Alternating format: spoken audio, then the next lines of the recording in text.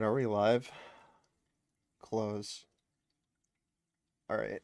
Let's see if this thing works. No. Close that. I want to just show the link. Control C, and then where's the chat box at?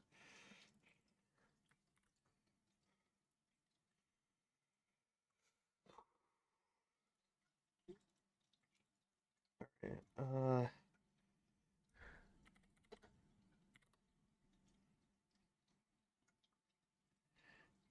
all right, there we go. Hello, Infinite Sodas. I saw a frame drop. Oh, okay. I'm just gonna wait for your thing to download Sodas because I'm downloading the no games file. I still can't believe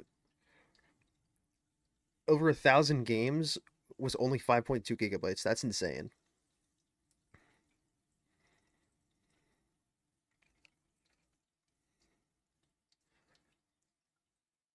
All right, so it downloaded from Mega, and now I just gotta wait for it to download from onto my computer.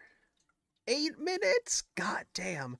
Oh, that's right. Okay, so I'm just gonna pause this then. If it's gonna be 8 minute download, I'm not doing that. All right, let me drink my 5 hour energy. Right before this, I was watching some of the old Content Cops just so I could feel something.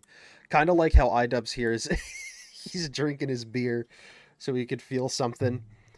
Watching his wife get fucked by 10 other dudes. Um but yeah, I decided to watch the Leafy one and the Keemstar one because I feel like those would be the closest to this that he had put out. Like someone like one single person who he had a legitimate issue with. Like I don't think he I I mean he might have had a little issue with Rice Gum, but I don't know if he had like beef with Rice Gum, you know what I mean? But he had beef with Leafy, he had I think beef with Keemstar, but he didn't have beef with like React channels. He just wanted to do it. So I watched Leafy and Keemstar and they were still good. I'm surprised at how good they were. They held up. But I don't have high expectations for this because from what I've seen from screenshots on Twitter, um, this one has a lot of cameos from like I like to call it Hassan's solar system because it's him and his orbiters. Um, and those guys are just insufferable.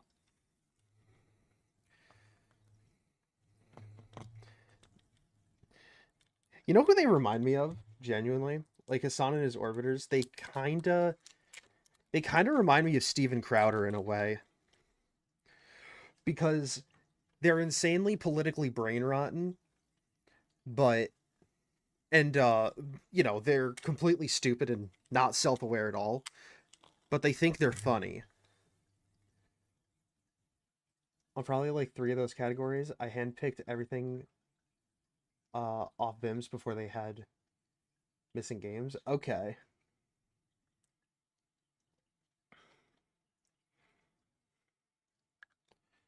Thanks for letting me know. I'll definitely be playing I want to play some of like the Atari games. I could actually download all of them to my Analog Pocket now that I think about it because I can emulate like Atari and stuff on that. But yeah, Hassan and his orbiters kind of remind me of Steven Crowder because they're politically brain rotten.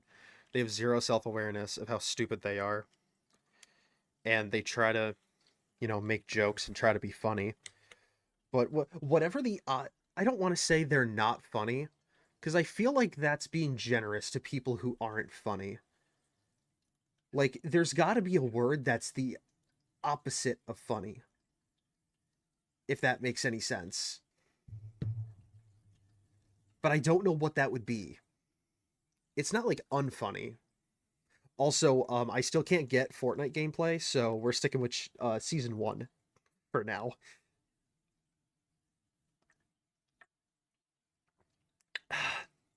Just gotta drink this 5-hour energy before we get started. But yeah, it's gonna be such a pain in the ass to watch this video. Because I saw a clip of like Hassan, and then in the background it's like iDubbbz, Frogan, and Denims doing the Fortnite Take the L emote, and I'm like, dude, I said this on Twitter yesterday, but I am do you know what? No. Go on my Twitter. Go on my Twitter and look what I posted yesterday. Look what I retweeted from Denims. I'm not going to repeat it on YouTube because I don't think I can say it on YouTube anymore. I really want to, but I don't think I can.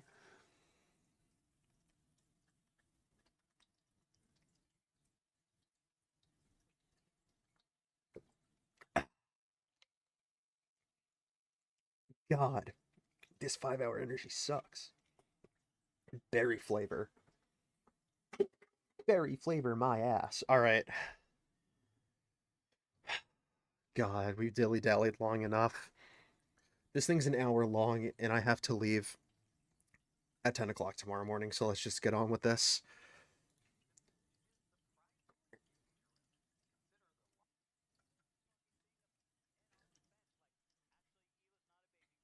Actually, accusing Ethan of killing his dog is maybe too far because they have mobilized such an insane harassment group that anybody who says any fucking thing, they will attempt to ruin their lives. And once again, I'm the crazy one. It's not bad enough that I have this group of people. What we do here is go back.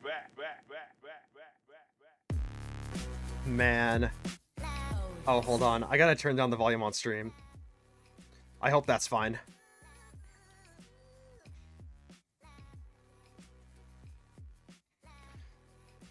No, I'm sorry.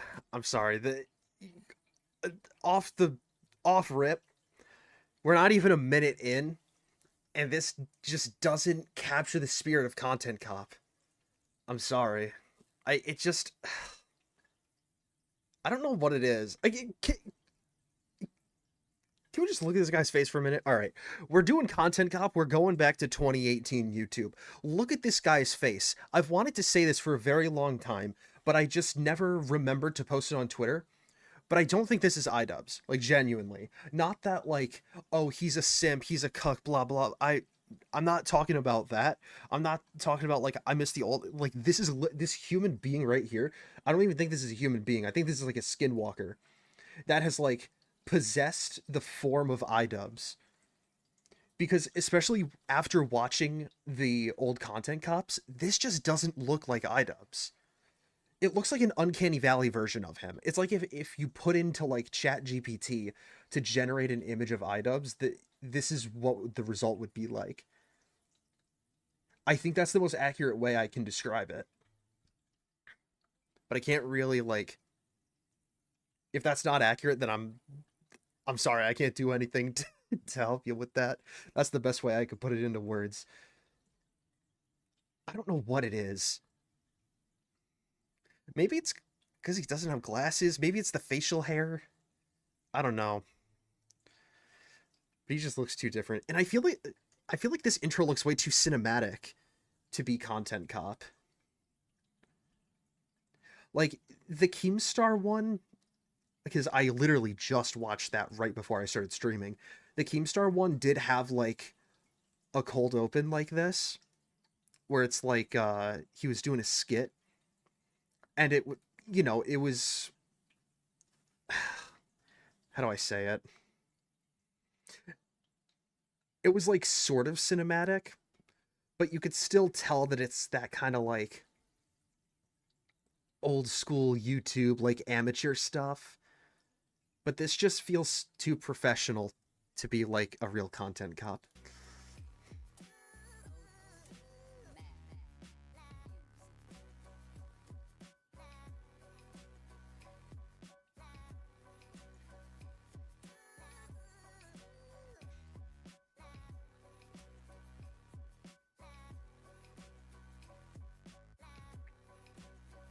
Is that a fucking Bic lighter?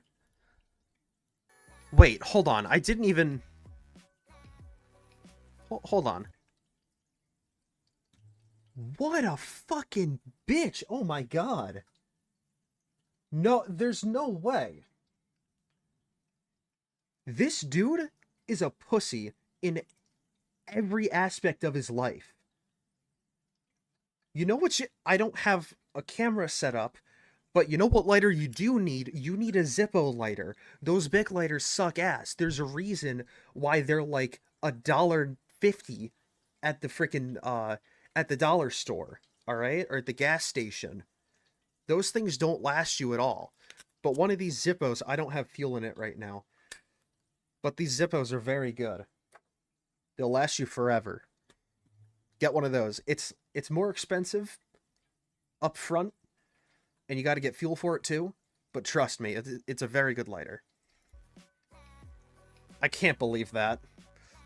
He's got the stupid ass plastic dollar store lighter.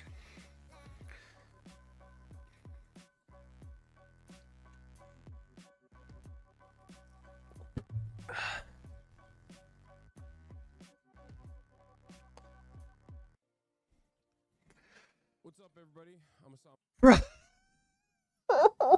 Oh my god. Dude, the first words spoken in iDubbbz' video are from this guy. You can't make this up. I saw this post on... I'll bring it up later. Let's just watch this. Hiker in the Sauce, and I broadcast coming to you live from a cloudy day here in California, Los Angeles. We're live and alive, and I hope all the boys, girls, and MBs are having a fantastic one because today's a beautiful day. I have a very important announcement. I've finally done it. I watched Ethan Klein's content. No, And he I'm didn't. gonna call it context puke, as I normally do, because the reality of the matter is, it was brilliant. So, he didn't actually watch the content nuke, just so you know.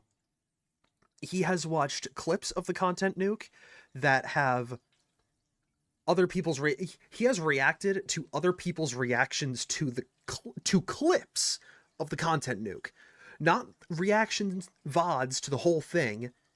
Like, he could have reacted to my VOD, but he chose not to because he's a pussy. He reacted to other people's reactions to clips. So he's never watched the full thing, and the reason why he never watched the full thing without someone reacting to it is because he doesn't want to introduce his audience to the full video, because his audience will then see that he's a huge piece of shit and he supports terrorism. So no, he did not watch the content nuke. I don't even know what this bit is. Nothing was out of context. Everything was Yes. correct. I am an Islamist, fundamentalist, radical terrorist. I am a vicious anti-Semite. It's true.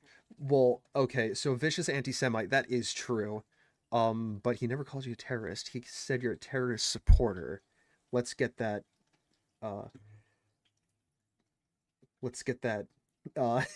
cleared up first.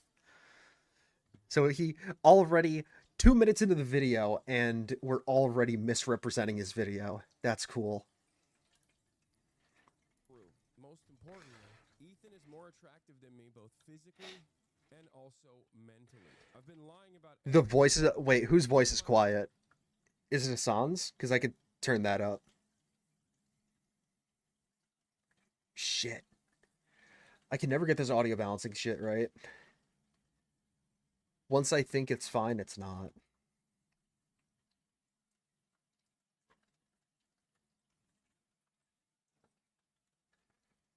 Let's see. How does it sound now? Semite. It's true. Most importantly, Ethan is more attractive than me, both physically The video voice? and Okay. also mentally. I've been lying Here. about everything. I'm turning it up a including my little. Glasses. They're fake. He was right about that. That's not even in the content nuke, and he was right about that too. How did he know everything? How? Wait, do you mean the video voice like my voice?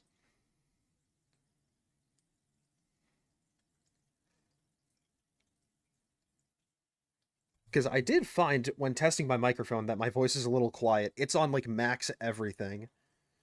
So I don't know how to make my microphone go up.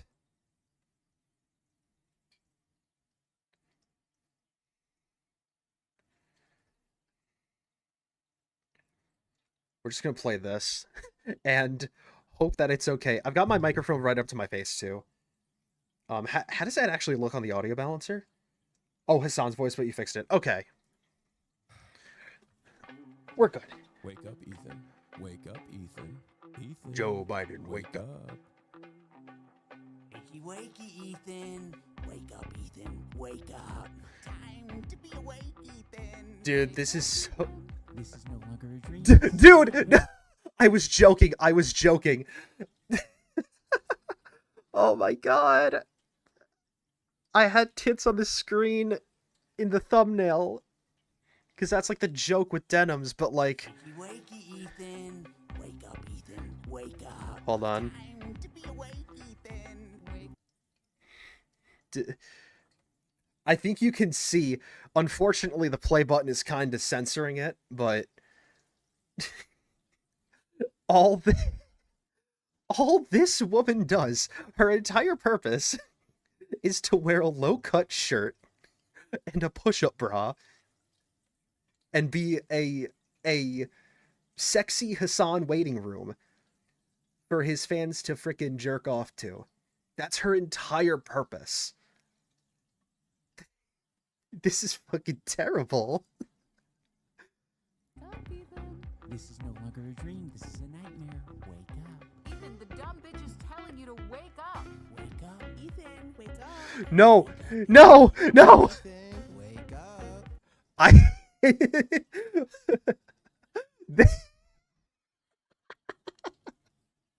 This is fucking nuts. Hold on. Wake up. Ethan, the dumb bitch is telling you to wake up. Wake up. Ethan, wake No, wait. I'm posting on the wrong thing. Ethan. So we have. We've found the whole rogues gallery here. We have Hassan Piker, the terrorist supporter, iDubbbz, the cuck with no spine, Denims, professional tits on the screen, Frogan, fat acceptance representation, and and I kid you not, their token black friend. I am not saying that to say anything insensitive, but I literally see this guy nowhere. But he's here because if he wasn't, it would have been 4 white people bullying a Jewish person.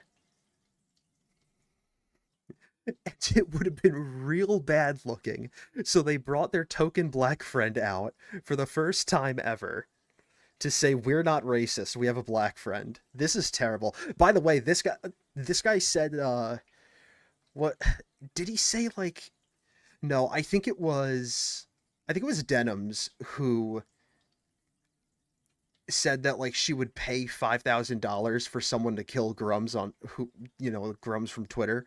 I don't like Grums, but I don't think you should put a hit out on someone. But this guy said that like if someone just killed Destiny, we'd have socialism in America.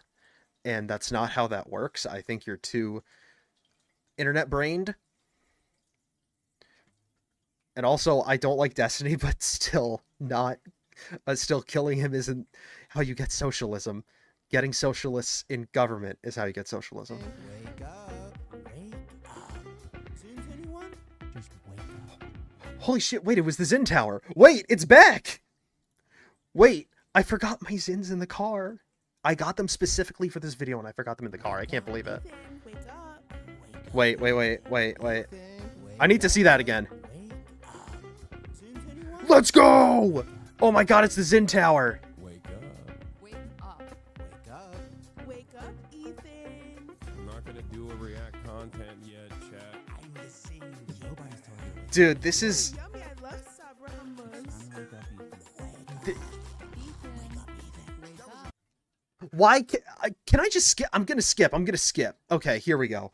Holy shit, the title of the stream is Getting Cancer from Content Cop, but I actually think I'm getting cancer. Like, I'm not even lying. Hold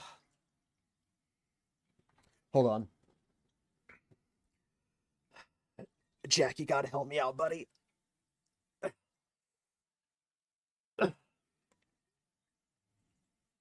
Don't worry, guys. Jack's helping me out tonight.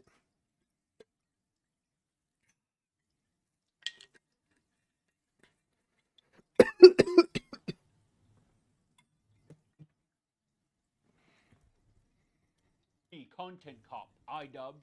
Ethan Klein's out of control. And then you should do a content cop on Hassan Piker. Content cop on Sargon of Akkad. If I would imagine this, I'm sorry. Who the hell is talking about Sargon in 2025? Can I just go on YouTube real quick? I'm gonna... Where is it? Where is it?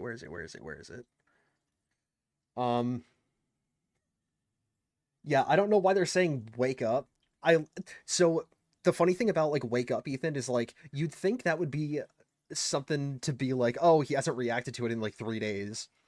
But he literally watched it 5 minutes after it dropped on YouTube. He was live when the content cop dropped. And like someone on his team was like, yo, Ethan, iDubbbz just dropped. And he was like, all right, let's get it up. Is Sargon even still uploading? A day ago.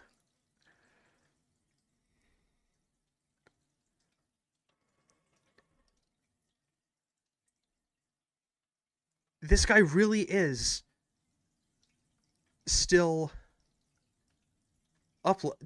That's crazy. I haven't heard anyone talk about Sargon since like 2019. in 2016, I would have been like, oh yeah, if I ever do that, it's gotta be because I lose the plot. Well, it turns out it's not me losing the plot. No, it It's is. Ethan. He's the one who fucking attacked first. My good fucking friends who I stood by after all these fucking years can't find a spine to speak up. So go fuck yourself. I agree. All right, guys, I'm going to tell you a story about Ethan Klein.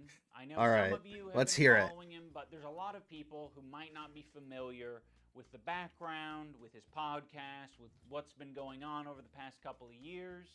So Ethan, as you know, is a content creator who has a podcast where he says all sorts of outrageous stuff. Sometimes it's fun, sometimes it's fucked up. He's had shows with all sorts of different Bo controversial Black? Wait. characters. Has a podcast Bo where he Black's says jump scare. all sorts of outrageous stuff.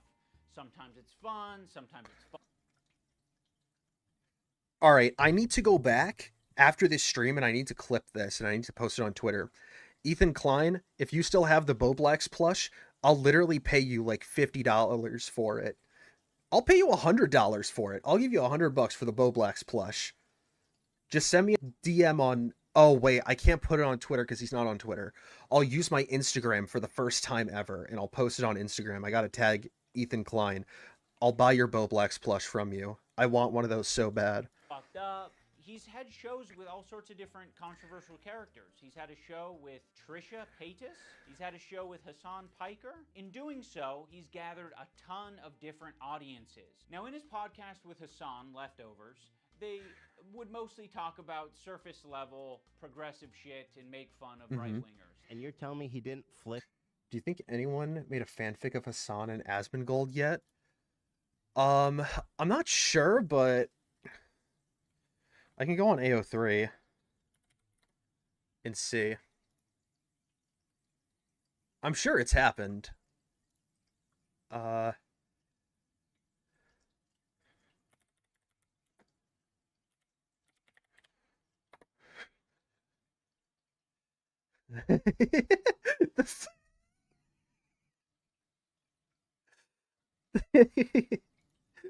the the first result, if you type Hassan Piker into AO3, is Hassan Piker x Ben Shapiro.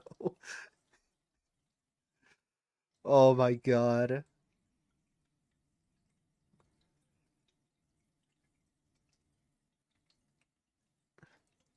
Let's see, I'm gonna control F. No matches for Asmongold. No, there's no fanfics of Hassan and Asmongold yet. Their dick once at least? Oh, that's 100 shavers. You trans women. I say, oh no! And it was mostly that until they actually had to reckon with a very serious topic. I would say that Hassan was very well equipped to talk about that topic. Palestinian people living in the West Bank are subject to these horrific conditions, horrific living conditions by the state of Israel, America's greatest ally and the only democracy in the Middle East, if you ask Republicans and even liberals. What that dance he invented was so kick-ass. Israeli settlers are trying to evict Palestinian families in occupied East Jerusalem. The United Nations says that may be a war crime. It literally is. Was just eating the toppings. And the pizza looked like a burn victim. It was. All right, so because Hassan was talking publicly about Israel and Palestine, and Ethan was not talking publicly about it, that means that this is so stupid. I think because iDubbbz learned empathy at 32, it just means that, like, he thinks that, like, if you, I don't know, if you speak publicly about something for the first time, that means you just learned about it. I guess. I mean, I don't know. Does that make sense? I don't know if it makes sense. I'm a little tired. That's why I had the 5-hour energy on me. But this just doesn't prove anything. It just proves that he wasn't talking about the situation, and Hassan was, because Ethan wasn't a political person, and Hassan is. So, of course, Hassan's going to be talking about it, and Ethan isn't. You're not really proving anything here. All disgusting. I don't know if you can make that joke in 2021. Why? It's insensitive to burn victims. I think it's a good analogy. It's a powerful image. Ethan was not prepared for this. Ethan, the whole time, is more of the goof guy. And that's fine, you know? We don't expect Ethan to be an expert on the topic. Ethan was obviously caught in this tricky... We don't expect Ethan, the Jewish guy who has Israeli dual citizenship and who is married to an Israeli-born woman, to be an expert on the subject. No, of course not. Why would he be an expert on the subject? He's only been to Israel. He's only married to someone from Israel. Why on earth would he be an expert on the subject? It's totally not like he has, you know, a level of personal stake in that conflict, a level of personal stake that Hassan doesn't. So Hassan feels more free to say whatever the fuck he wants about Israel, because he has no ties to Israel or Palestine. Situation where he is extremely sympathetic to the Israeli cause and what's happening to them. His wife's Israeli. She served in the IDF. He obviously likes the state of Israel. On the other hand, he's just got done capturing a massive progressive audience who... I'm sorry. Can we repeat that? Did you guys... Hold on. Did you guys hear that? I don't know if I heard that right. It's been a while since I cleaned out my ears. Hold on. I actually have my Q-tips here. Let me just clean out my ears real quick, because I don't know if I heard that right.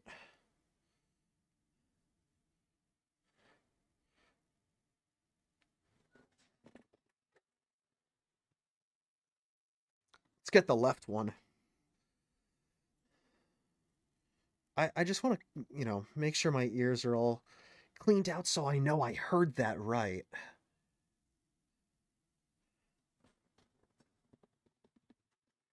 All right. Can we replay that one more time? Because I don't know if I heard that right. Israeli. She served in the IDF. He obviously likes the state of Israel. On the other hand, he's just got done capturing a massive progressive audience. And you know what else is massive? Yes! Oh my god!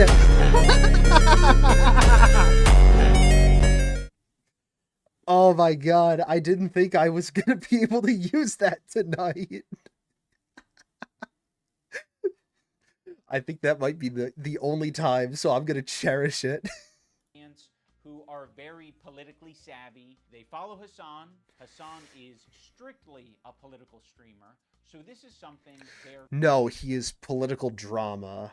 I know I'm copying that from people. I think I'm copying that from Nicholas Diorio because he's like the new guy now that I watch, but he's political drama. He's political drama. He is a drama streamer who talks about politics. Let's be completely honest here. Or I guess it's... The more accurate way to put it would be he he makes drama out of politics. He's like, he makes streams, he's like, Donald Trump just did what? You won't believe what the Democratic Congress leader just said. Like, shit like that. Like, he's not an actual news source. He's only reading the news. Like, he is not a... He's a secondhand source. You're not getting it from, you know, the actual on-the-ground reporters. The only thing that's on the ground with Hassan is the chair that his stupid ass is sitting in. Or most of the time not sitting in if he's doing a React stream. But just because... We're not even 10 minutes in. We're 6 minutes and 37 seconds into this video. And I've already got so much to say. God damn, this stream is going to be like 4 hours long. But just because someone hasn't been talking about something doesn't mean they aren't knowledgeable on it. You don't learn about a subject once you start talking about it publicly. Like, what's something I haven't talked about on here?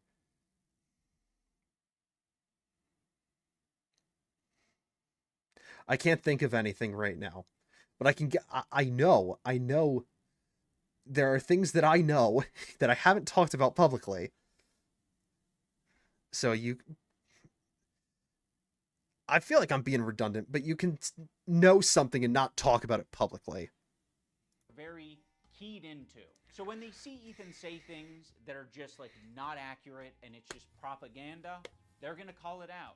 From the river to the sea essentially means the state of Israel is going bye-bye. So this massive progressive audience that Ethan has, you know, adopted over the years, I mean, they're becoming... Did he... Oh my god. He played like a 2-second clip. Jesus Christ. I wanted to see Hassan's reaction to that. Does it mean that? Does it mean that? I'm gonna have to look this up now. We're looking it up. We're doing research, Andy, right now because fucking Anissa's husband won't give us the full context of the clip.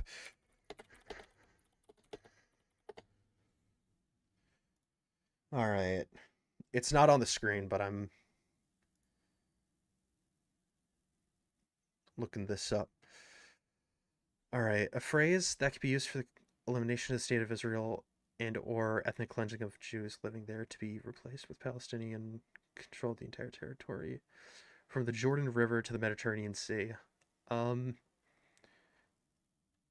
So the phrase from the river to the sea refers to the territory between the Jordan River and the Mediterranean Sea. It includes the entirety of the territory of the state of Israel, in addition to the West Bank and Gaza, which are not a part of the state of Israel. This is from the American Jewish Committee, so I feel like it's a little biased toward saying it's anti-Semitic. AP News, okay. I think AP News is a little less biased here.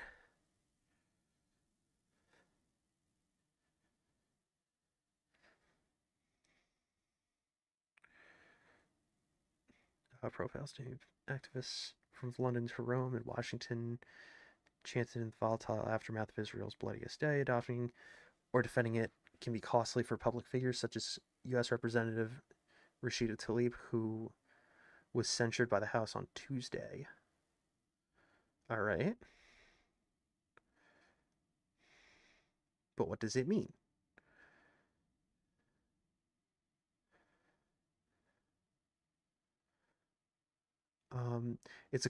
Many Palestinian activists say it's a call for peace and equality after 75 years of Israeli statehood and decades-long open-ended Israeli military rule over millions of Palestinians. Jews hear a clear demand for Israel's destruction. So I guess it could have different meanings, I guess, depending on who you ask.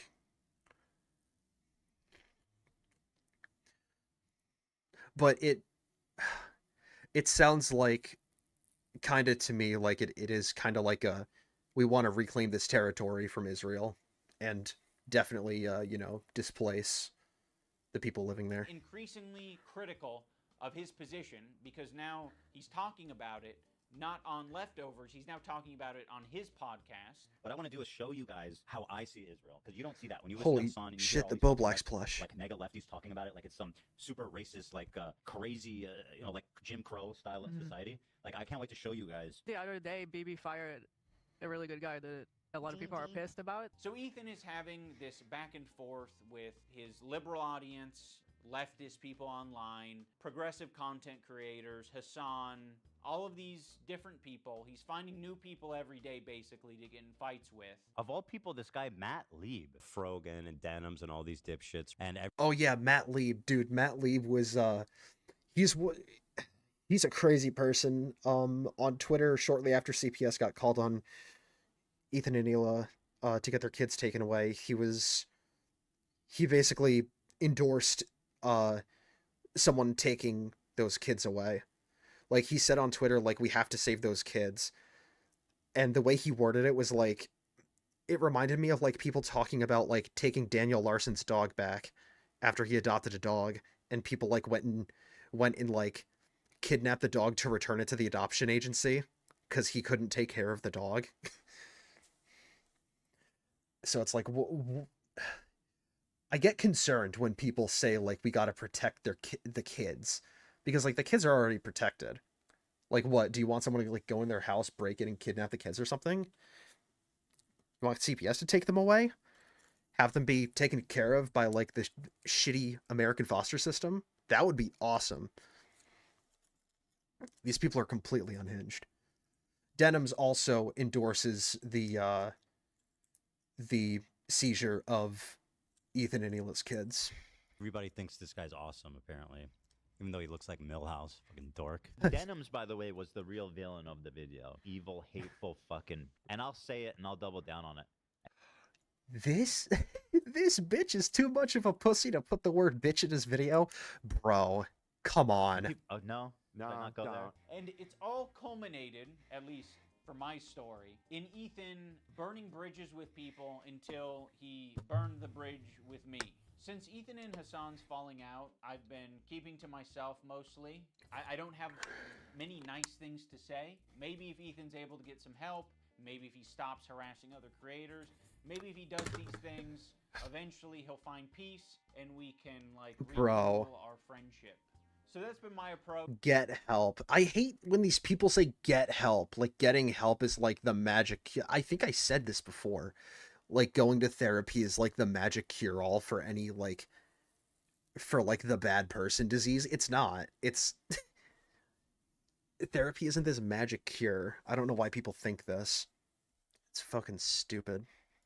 I've occasionally thrown a joke Ethan's way in the form of Hassan Piker versus Ethan Klein for boxing. I like iDubbbz. He's a good guy, but I don't like this tweet. It's stupid. It's not a fucking petty beef. It's like this guy. This is a funny joke, I think. Creator Clash 3 needs a headline fight. It does, because the only notable fight in Creator Clash 3 is going to be like Tubbo versus whatever his name is, Sapnap.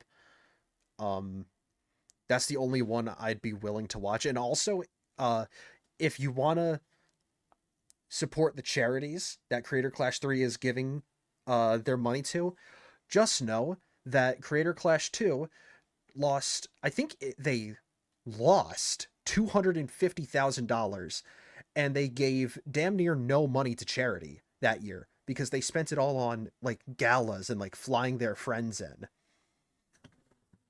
So I don't think Creator Clash 3 is a safe place to put your money if you want to give to charity. Just look at the charities that the fighters are supporting and give to those charities. Don't give to Creator Clash, because there is a high chance that they're going to misappropriate the charity funds again. Guy's evil, and he's doing anti-Semitism, and also he's way out of my weight class. He didn't like that, but fucking sometimes you gotta just throw something But that Hassan versus Ethan tweet is pretty funny. I thought it was good. out there. I used to work with this video editor named Froggy Tonic. I discovered him. Is this Froggy because he Fresh? was in the circles online. I think so. That I was in. And one of those circles is an H3 fan. He watched Ethan's content. He liked Ethan's content until he didn't. Actually, I don't think this is... No, this isn't... I don't think this is Froggy Fresh. That would be crazy if he brought up Creator Clash 2 again. Or no, was it Creator Clash 1? I think it was Creator Clash 1 with the Froggy Fresh stuff. I can't remember. But let's look at these tweets. Circles online that I was in. And one of those circles is an H3 fan. He watched Ethan's content. He Okay, so wait, hold on. discovered him because he was in the circles online that I was in. And one of those circles is an H3 fan. He watched Ethan's... Okay. Shout out Dan from H3 Podcast for noticing the little Alfredo cam. Hope there's another H3 watch along with Creator Clash this year. What's that, 2023? Damn, 2023. content. He liked... This is pulled as is from the H3 pod where this is where this genius tries to defend her blatant grift / idiocy to Ethan. This is art. Like, look at the timing and switch. Even if coincidental, pure art. The H3 crew has something so fucking precious. I'm telling you, absolutely goated. All right, so he likes H3. Until he... What I saw, when's this? May 14th, 2024. What I saw is that Ethan is very much prone to anxiety and stress, and having loads of people on his head was a lot. He didn't leave room for self-questioning, instead going in instant self-defense mode because it challenged too much of his beliefs such experience. Feels very immature. He didn't like Ethan's content. There would be an occasional Froggy tweet where I'd be like, I agree with that, you know? Like, I'm not going to endorse it. Do you really think putting yourself, your crew, and your audience in a semantic competition over a petty year-old I'm right, you're wrong obsession you cannot get over is the right strategy? Stop tormenting yourself, man. Listen to I'm Hassan. not going to retweet it or like it. I don't think Hassan actually cares about Ethan I one guess I bit. just miss my old friend. Some wings are too bird feathered colored. Now that brings us to February 28th of this year. Now, my former editor of a year and a half ago did say some truly mean shit. He called Hila the C word. He said they're... Oh no, he called her the dreaded C word. Hila Klein, how do you think you are morally above us all when you're just judging people based on where they're from? Okay, first of all, Yov Gallant is not a good guy. Palestinians don't learn to hate Jews at 2 years old. And you know, all that, you cunt. Alright. Who was that? Who was Yoav Gallant? I think that was the guy who, like, wanted to withdraw from Gaza, I think. I don't fucking remember. I don't know anything about the actual, like, conflict, except, like, both countries have a right to exist, but not at the expense of the other. And there needs to be a fucking ceasefire, and there needs to be a Korean-style DMZ at the eastern and western borders of Israel for Gaza and the West Bank. We genuinely need, like, a North and South Korea type thing with these countries, because they will never, ever, ever learn to coexist without it. trying to kill their dog with cheddar cheese. Just around 2 years before Ethan's dog's death, some H3 fans voiced concerns for his chronic vomiting, pointing to kidney failure. Got shown by other fans. Ethan declined the advice, stayed course, cheeses treats. Fast forward, dog dies of kidney failure at 6 years old, lifespan 13 years. Damn. And a bunch of other shit, I'm sure. Ethan, at some point, discovers that iDubbbz's former editor says this horrendous shit about him and Hila. But no one's asking the question, where does Ethan get this information from? You see, it would be very... Oh my god, dude, not the Destiny subreddit thing.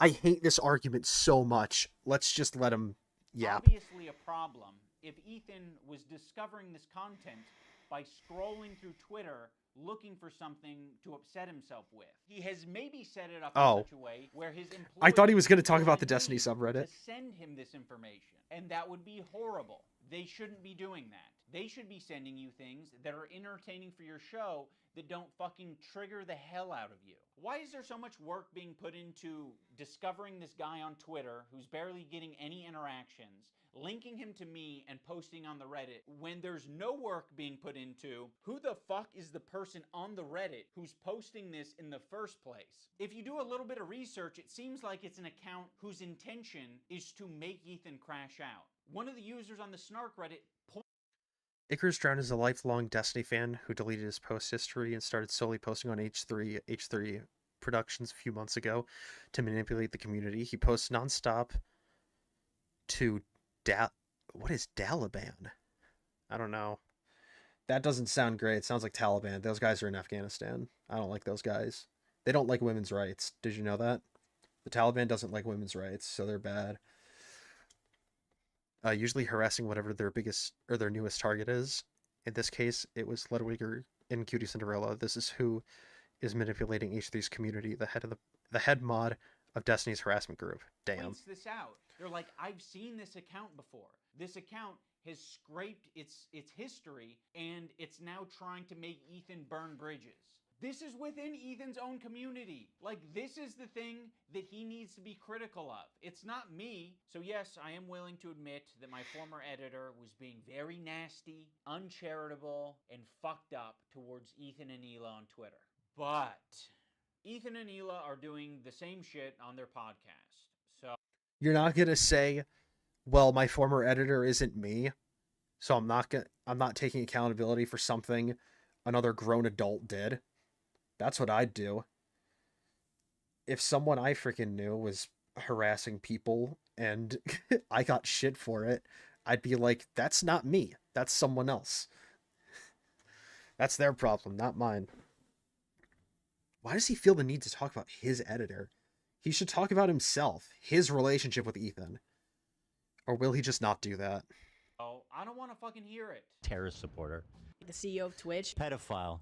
Now I'm going to watch and Yeah, I think that pedophile thing was a bit out of pocket, but Hassan is a terrorist. He literally is.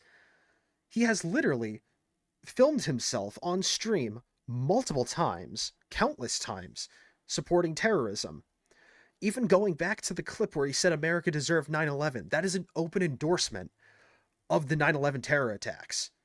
How do you look at that clip and say, yeah, this guy definitely doesn't support terrorism, and you see the guy bringing a literal terrorist on stream and glazing him and saying he's like an anime character and saying this guy doesn't like terrorism, you guys.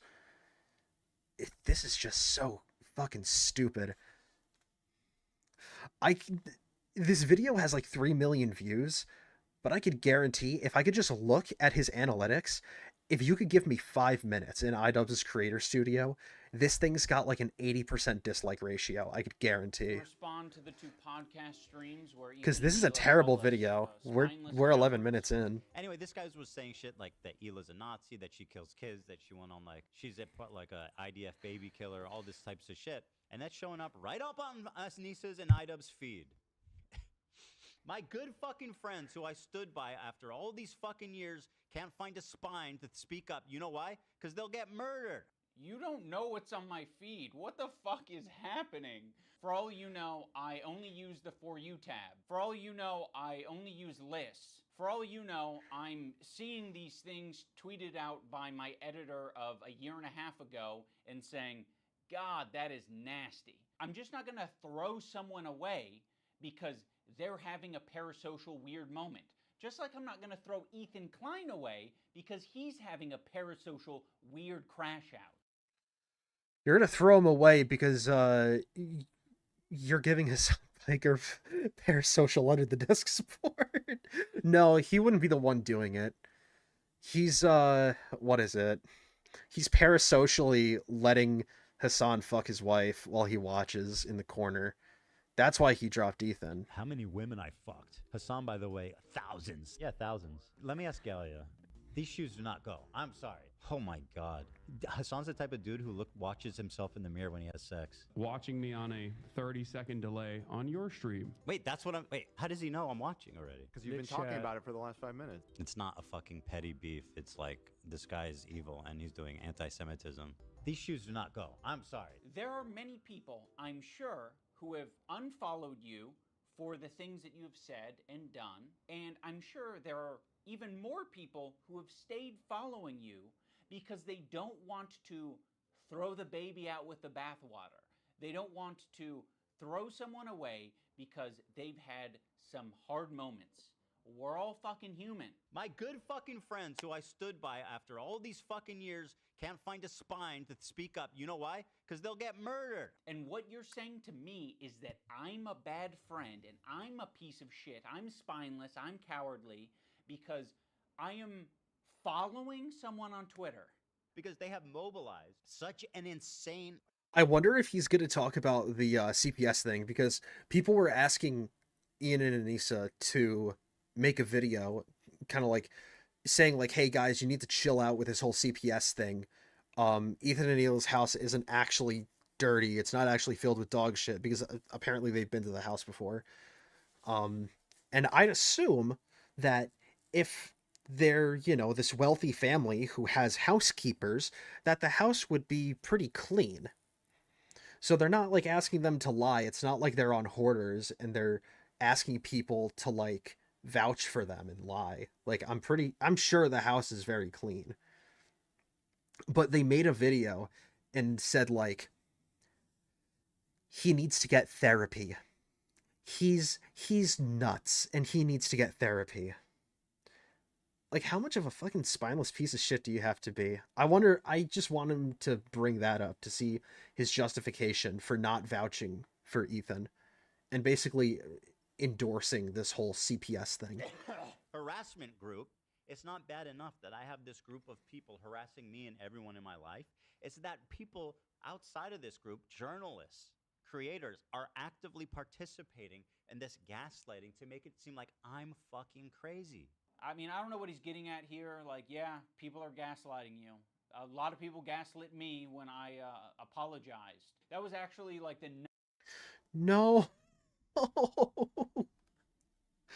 People weren't gaslighting you. They were right. You're spineless. You're a pussy.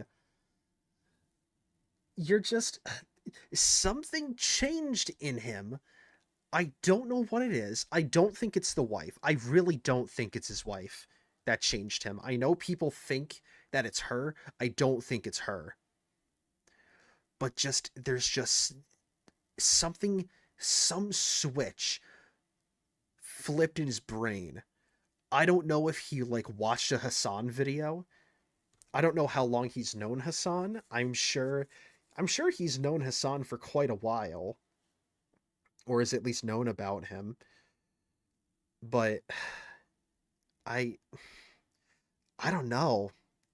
Something just happened and he's just not the same anymore. He's just a loser. That's the problem.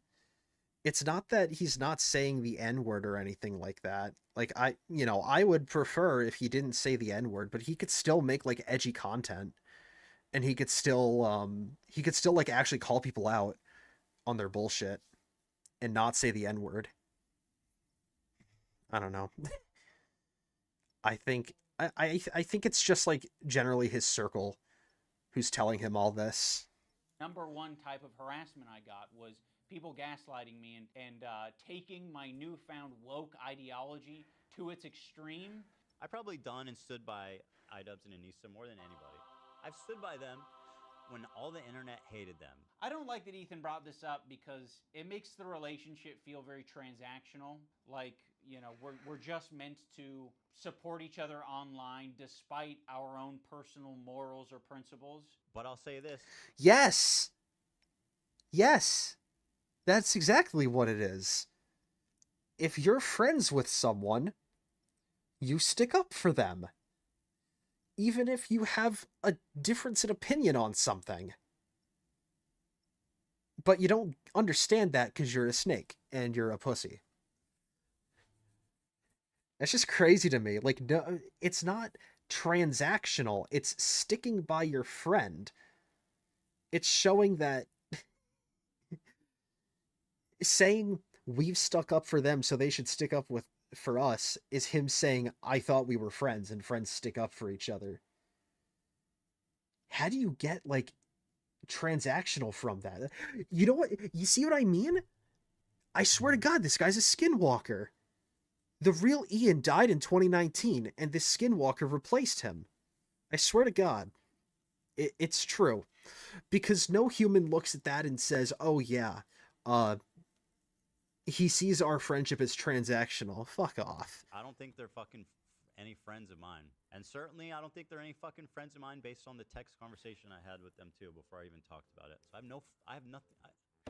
I don't need any fucking halfway friends, man. I thought the text conversation that I had with him was very empathetic. All I right, show the basically just DMs. Said, like, I know you and Hila are experiencing a ton of harassment, and I essentially empathize with that, and I think there's something positive to get out of the conversation. But he refused to talk on the phone. So show the unless I was DMs. willing to publicly say something about my former editor and denims. As much as you don't want halfway friends, I also don't want that kind of halfway friend. I don't want someone who's going to give me like an ultimatum to have a conversation. Could you not say something when this is like, imagine like. I mean, I could see the point being like, I don't want to say something publicly because this is like a private thing. But then again, this is a very public situation. And you're both public figures. And people are going to want to know your opinion on it. Because, like, you're friends with Denims. So, like, so of course he's going to ask you to make a public statement. You're both public figures, dude. One of you guys is like, Hassan actually wants to go to Gaza so he can strangle Israeli babies. Or some shit like that. I'd be like, you imagine me not saying something. You're trying to make a one-to-one comparison where there isn't one. This guy that I follow on Twitter is not in the same relationship as you and one of your current employees who is streaming with you 3 days a week, 3 hours a day for the past 10 years. At one point during the stream, Ethan and Hila bring up Adam McIntyre. Now, Adam does basically the same thing as my former editor. He's critical of Ethan and Hila, and he is sometimes uncharitable and nasty towards them. Adam McIntyre needs to just like disappear. That guy is a piece of shit, like of the lowest order. Wait. I never even stood by him when he talked bad about Trisha having a. All right, so this clip, I think he's going to talk about like, how dare you say Adam McIntyre needs to disappear? Because that was kind of the Twitter discourse around this clip. I think what she's trying to say is that like he just needs to leave the internet. He needs to just go away. That's how I'm interpreting it as. But people are like, oh, Elo's IDF, so she's going to make him disappear. No, she's not. She just is saying, go away, basically. A kid and called him like the spawn of Satan. He was supposedly on our side. I would never even co-sign that. I was disgusted by that statement too. I remember when he called her kid the spawn of Satan. I never said anything. And like I was that. supposed to be like cheering on, but I wasn't gonna cheer that on. That's disgusting. Why do we forget that he called her children, which is something we would never do, the spawn of Satan? It's disgusting. It's And a I piece mean, of shit of a human. it's just incredible who ends up being the good guys in this story. You know, it's really something. Unfortunately, they never made a statement. They never said that they disagree with his statements about Trisha's baby until it's useful. Like, what is it, 3 years later? Like, I mean, you're talking about it like you were aware of it at the time and that there was some amount of pressure or enthusiasm for you to get down with that. And what it sounds like to me... Wait, this is 2022. When did Frenemies end? Hold on. He might actually have a point here.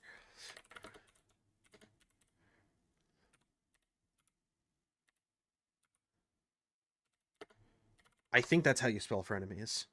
No, there's no second I.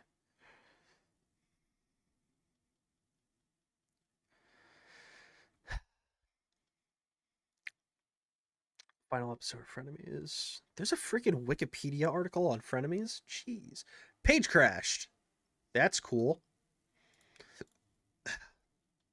Reload the page. Alright. Last official episode in August 2021. August 21. This was a year later. I guess he kind of has a point. That, like, they should have stuck up for her when when he said this. But did they? I don't even know. I don't even know if they said it or not. Because he's just showing them not saying it. I'd like to see if someone try to find a clip of them saying it. Like, we disavow this. But, you know, I don't know.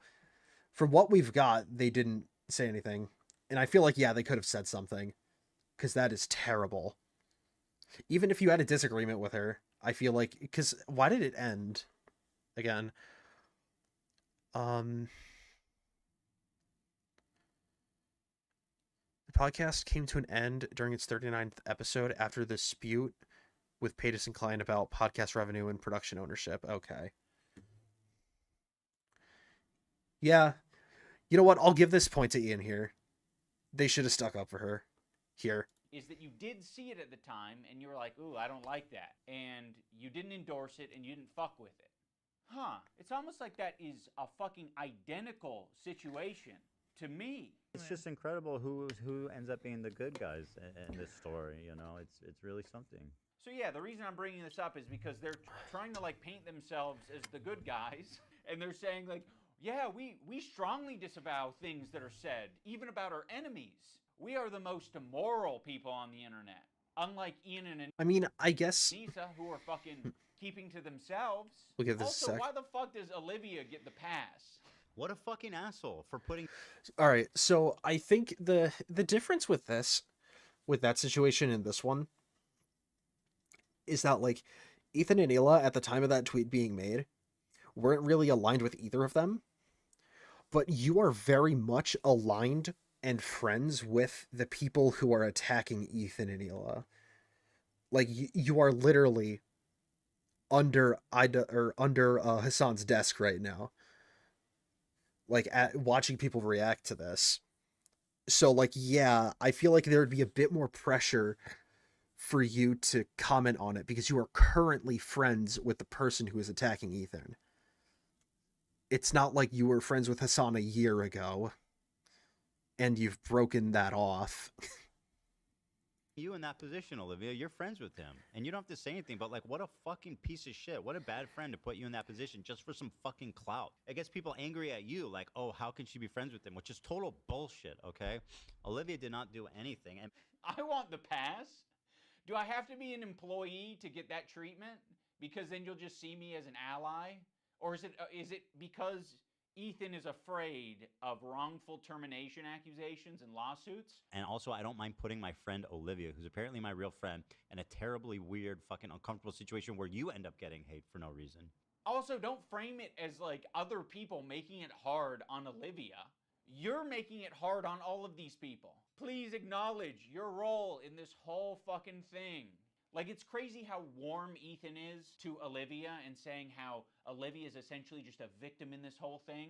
It gets people angry at you, like, oh, how can she be friends with him? Which is total bullshit. But me and Anissa are spineless. Ethan, your whole system is scrambled. My intention isn't to throw the employees under the bus. Like, you guys serve as the fucking foundation for calling out Ethan's hypocrisy on the whole subject. And I know that you guys have probably pushed back against Ethan over the years. How often are you supposed to do All right, that? we're almost You 20 have to minutes do into this that thing. every fucking I think week. I could do It kind of this. seems like it. And that's exhausting. I don't want to confront my boss. It's not my fucking job to confront my boss and say, today's segment on rapists and pedophiles on Twitch was not like my favorite segment to be a part of. Yeah, friends like these.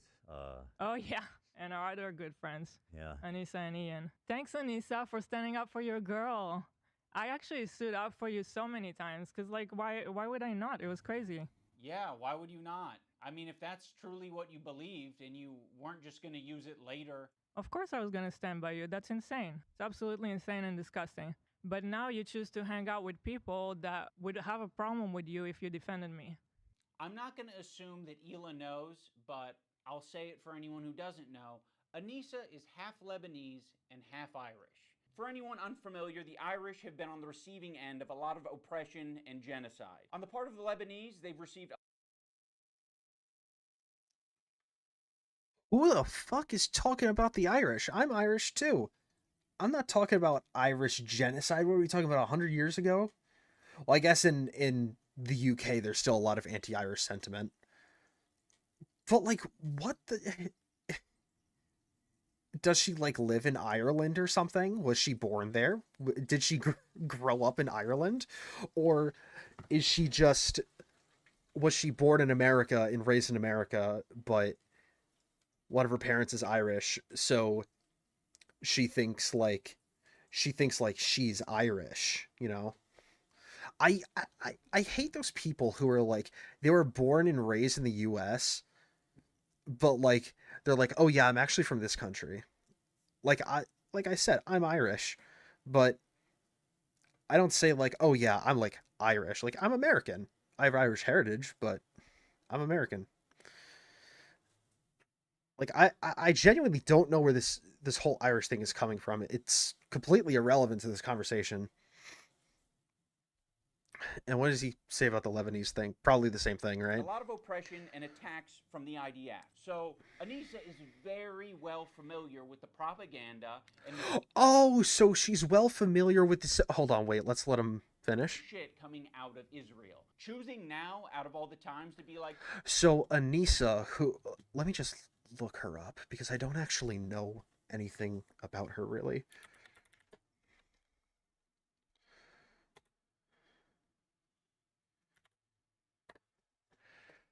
Wikipedia, Canadian American. Uh-oh. Was she not born in Lebanon or raised in Lebanon? Personal life, let's see. Born and raised in Canada. Okay. Mixed ancestry, having Lebanese heritage from her father's side and Irish from her mother's. Her father was a refugee from Lebanon and fled to Canada with his family due to civil war. Okay. So, let me get this straight. So her father is Lebanese, and thus she is knowledgeable on the struggles in Lebanon right now. She's knowledgeable on all that stuff. But I guess if you're not blood related to someone who's from somewhere else, you can't be educated on those things. Like if your wife is, let's say, from Israel, there's no way you could be educated about that stuff. Sure. please defend me. No, we're not gonna fucking defend you. Rudy was saying that Palestinians are taught at 2 years old to kill Americans. Do we have that I one? mean, Like, just the other day, BB fired a really good guy that a lot of people are pissed about. He looked mean. I thought he was mean just because he looked mean. No, it's not. So yes, you caught us. We're not gonna run to your defense. This are when hold a lot on, of people are hold pissed on. Israel warns can send Lebanon back to Stone Age as UNC CS. Oh yeah, I think this Gallant guy was the guy who wanted to like pull out of Gaza. I don't know the reasoning. I'm pretty sure like he was like a war criminal too, but he wanted to pull out of Gaza. So basically what happened was on the podcast, people love to bring this up. On the podcast, Ethan and Hila were saying that like that guy's a good guy because he wanted to pull out of Gaza. And then it turns out that they didn't know like entirely who he was. And then it turned out, you know, he's like a war criminal. So they retracted it. But no one acknowledges the retraction because it would ruin their narrative. He looked mean. I thought he was mean just because he looked mean. No, it's not. So yes, you caught us. We're not gonna run to your defense when I don't know, we follow people. We be following. That's one fucked up thing that you. No, the clip with, I'm pretty sure the clip with Hila calling out Anissa was when you guys told them that they're crazy when Child Protective Services got called on them to get their kids taken away from them and be thrown into the shitty American foster system. And you know, you did nothing to defend them. That's, I think, why she was calling out Anissa, not because you're following someone on Twitter. you fucking spineless pussy. You can say about Anissa and I is when we're on Twitter, we do be following. So, The problem. okay, if you want to hang out with those people and have no spine and not stand up for another girl that stood up for you, enjoy your new friends. She's friends with people like Denims. I know. Yeah. Which I'll she's show. friends with Denims is Denim. actually participating Or have their in this whole child protective service lie. Yeah. Which I'll and if show you're you guys. friends, Yeah, so yeah, this was not in response to following someone on Twitter. Over half their current and former employees follow Denims. Yeah, follows don't really matter. Follows aren't endorsements, and I'm pretty sure Ethan and Ayla know that follows aren't endorsements. You could follow someone to, like, you know, follow like updates on them. It's not that bad. And I think he's intentionally misrepresenting this. They're literally talking about the CPS thing here, and he's still knowingly misrepresenting it. How stupid do you have to be? How much money did Hassan pay him?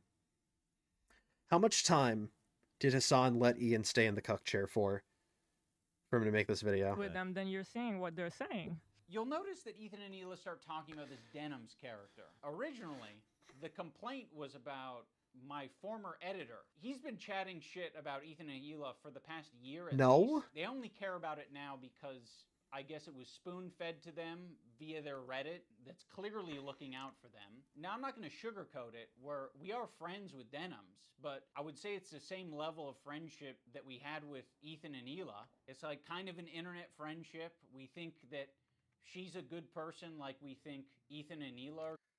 We think she's a good person. Yeah, the person who endorsed Child Protective Services being called on Ethan and Ayla in an attempt to get their kids taken away from them. That's really cool. Endorsing splitting families up, that's awesome. We love that here. That's really cool. People, kind of a tricky situation. How can you possibly think that they're both good people at their core? People can have crash out moments. People can say things that they don't mean. People can say things because they want internet clout and attention. I don't know. I think they're both probably guilty of saying things that they don't mean for internet clout and attention. Right now, one's a little bit more fucking nasty to me than the other. I just don't. One's a bit more nasty to me than the other. And that's why we have this video. Either because Hassan let him spend a few more minutes in the cuck chair, or because Ethan was upset with. Wait, did I say? Because Ethan was upset with Ian. God damn it. Idub's got to change his name. Ethan is upset with Ian for being a friend who aligned with people who fucking hate him, like with every fiber of their being. That's why he's mad at you. Like, I wonder if he's getting into like why Ethan might dislike him in this video. I'd like to see his thought process as to like, why does Ethan hate me? That'd be interesting to see. See how you can be my friend and also be friends with someone like that. Well, you can't. So I already forgot about you. I actually have a lot of friendships that are kind of that way, where it's like, you know, one of the friends doesn't fuck with the other friend, but there is someone in the middle who kind of fucks with both of them, but separately. Yeah, there's a lot of friendships that are like that. I'm not going to make you guys like meet up and kiss or anything. I get it. You guys are in fucking, you're either my best friend who's deep throating me to the base of my cock, or you are Satan.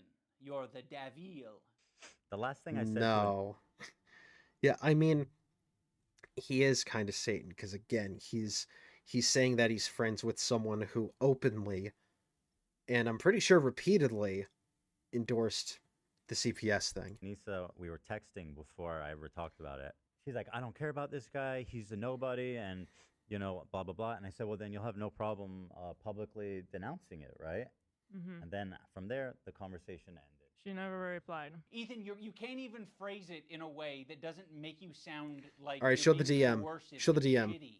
Well, then you should have no problem publicly denouncing it, right? Does that sound like a friend? It kind of sounds like something a powerful villain would say. No, But it was not so funny really. how she immediately went to comment everywhere, like, It sounds a little. Yeah, he could have worded it better, but it's not like a villain thing. on our subreddit. Jesus She immediately had to Christ. comment like, "Oh, he doesn't work with us anymore." Then But I- that was it. That's I all she then say- said. But then say that you don't. Okay. Do you have agree. anything else to say for your friends, though? One of the reasons Anissa was so quick to clarify things in your Reddit is because your Reddit was already talking about who this editor is, and they were spreading misinformation that it was our co-host on our podcast, Uncle Dane. So yeah, the last thing we wanted is this guy getting pulled into this mess, and you guys don't give a fuck. Would it have been nicer and more supportive to say, we don't agree with the things he's saying and we support Ethan and Hila? Sure. Like, yeah, that would have been a nicer thing to say. Our silence means something. It means that we would like to pause this relationship until you figure your shit out. And then maybe we can find a... So just tell them then. Why are you just gonna, like, ignore them? Tell them then that you want to put a pause on the relationship. Be a clear communicator. Jesus Christ, is it that hard? In time, I don't know how long it'll be, but a moment in time in the future where things are a little bit easier to broach. I don't think we need to do it right now, but you've insisted that this is an important thing to address. I would have been perfectly fine with you not blasting me on your Instagram story. Alright, what's this? Fuck you, you piece of shit, and fuck my friends, quote, friends too, who have stood up, or stood by all these years, who now can't find their spine. I don't need any fair weather friends. Yeah, I mean, this kind of makes sense. Again, fuck my friends too, who I've stood up, or stood by all these years, who now can't find their spine. That's not saying our relationship is transactional. It is friends stick up for each other. It kind of sounds like you want him to stick up for you, but you're not going to stick up for him. Like, you're the one who sees the relationship as transactional, but it's only one way. It's kind of like he sees his friendship with Ethan as an ATM rather than a human-to-human transaction. I would have been perfectly fine with you not blasting me and my wife on your podcast twice. I would be fine with you not brigading my comment section on my podcast that gets 3,000 views a week because I prefer to not to do harassment campaigns and instead talk about Vampire's Kiss. At least say something like, he doesn't work for me, and I strongly disagree, and I support Ethan and Hila. The problem is that she doesn't. That's the problem. That's the problem. She actually She thinks they have a point. That's the problem. Yeah, so go fuck yourself. I agree. Go fuck yourself. What about your girl? This is what I'm talking about. This aggression that you're putting out into the world. What the fuck do you think we're gonna do? Wait, hold on. Go fuck yourself. What about your girl? Well, she's not anymore because she didn't stick by her friend. So yeah, she's gonna say go fuck yourself. She stabbed Hila in the back. You think I'm gonna fucking sit on my hands when you do this shit? Like, this is nasty. We had such a fair response to what you guys were going through. No, you didn't. Don't support harassment. It's a bad thing, but it happens, and you're perpetuating it.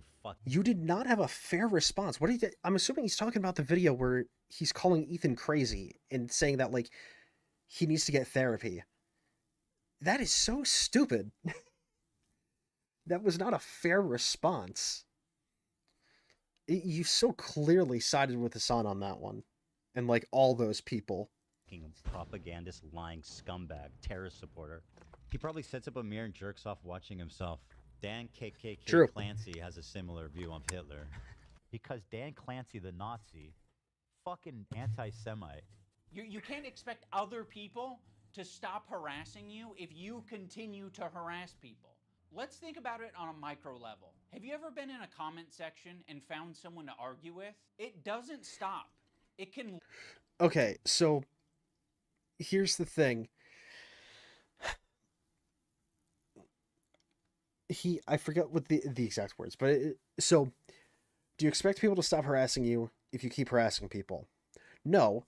However, calling Child Protective Services is a bit much for calling out the factual or calling out the fact that Hassan Piker endorses terrorism and that Dan Clancy allows it, and that Twitch allowed an anti-Semitic panel at TwitchCon with sponsors.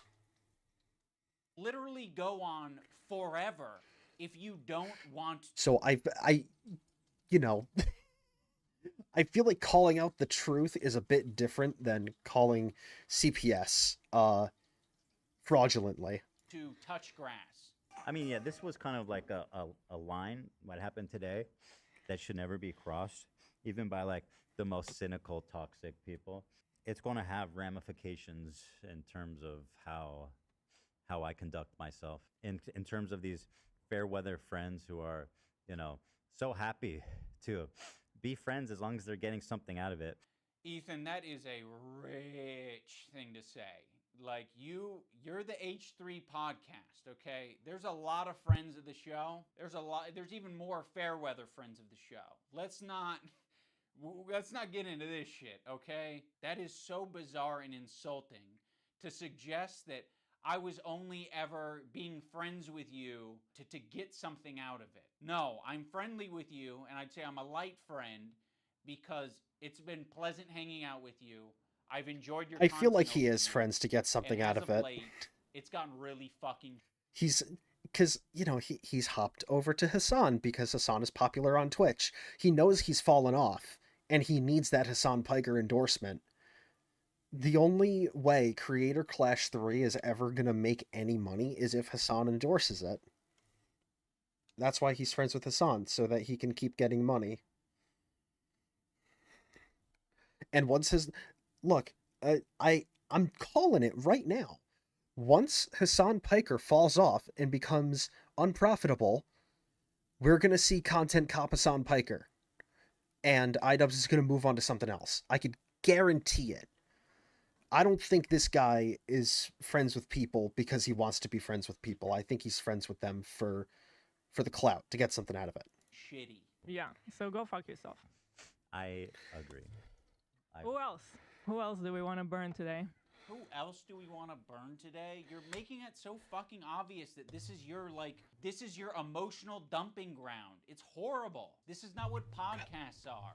There was a way to approach this to say like, yeah, we feel hurt by you guys not saying something. You've decided to do the extra thing and attack. Now, in fairness, I am attacking back, but I feel very insulted, and I feel defensive, and I feel like I am speaking up for a lot of people who have problems with you, and a lot of people who have been on the receiving end of your harassment. It's so easy to be anti-racist. Everybody's anti-racist. Mhm. Racism is the worst thing in the world, right? We fucking hate racists. Fuck racists. Microaggressions. The minute that they actually have to stick their neck out for somebody, the minute they have to actually risk something to put themselves in under scrutiny, to sacrifice something personally to stand up for racism, then all of a sudden it's like, hey, I don't want to get involved. And that's drama. How much do you care? I don't do drama. How much Sorry. do you actually care? Isn't that the whole point? Like, I realize that Ethan and Hila are more scared now than they've probably ever been.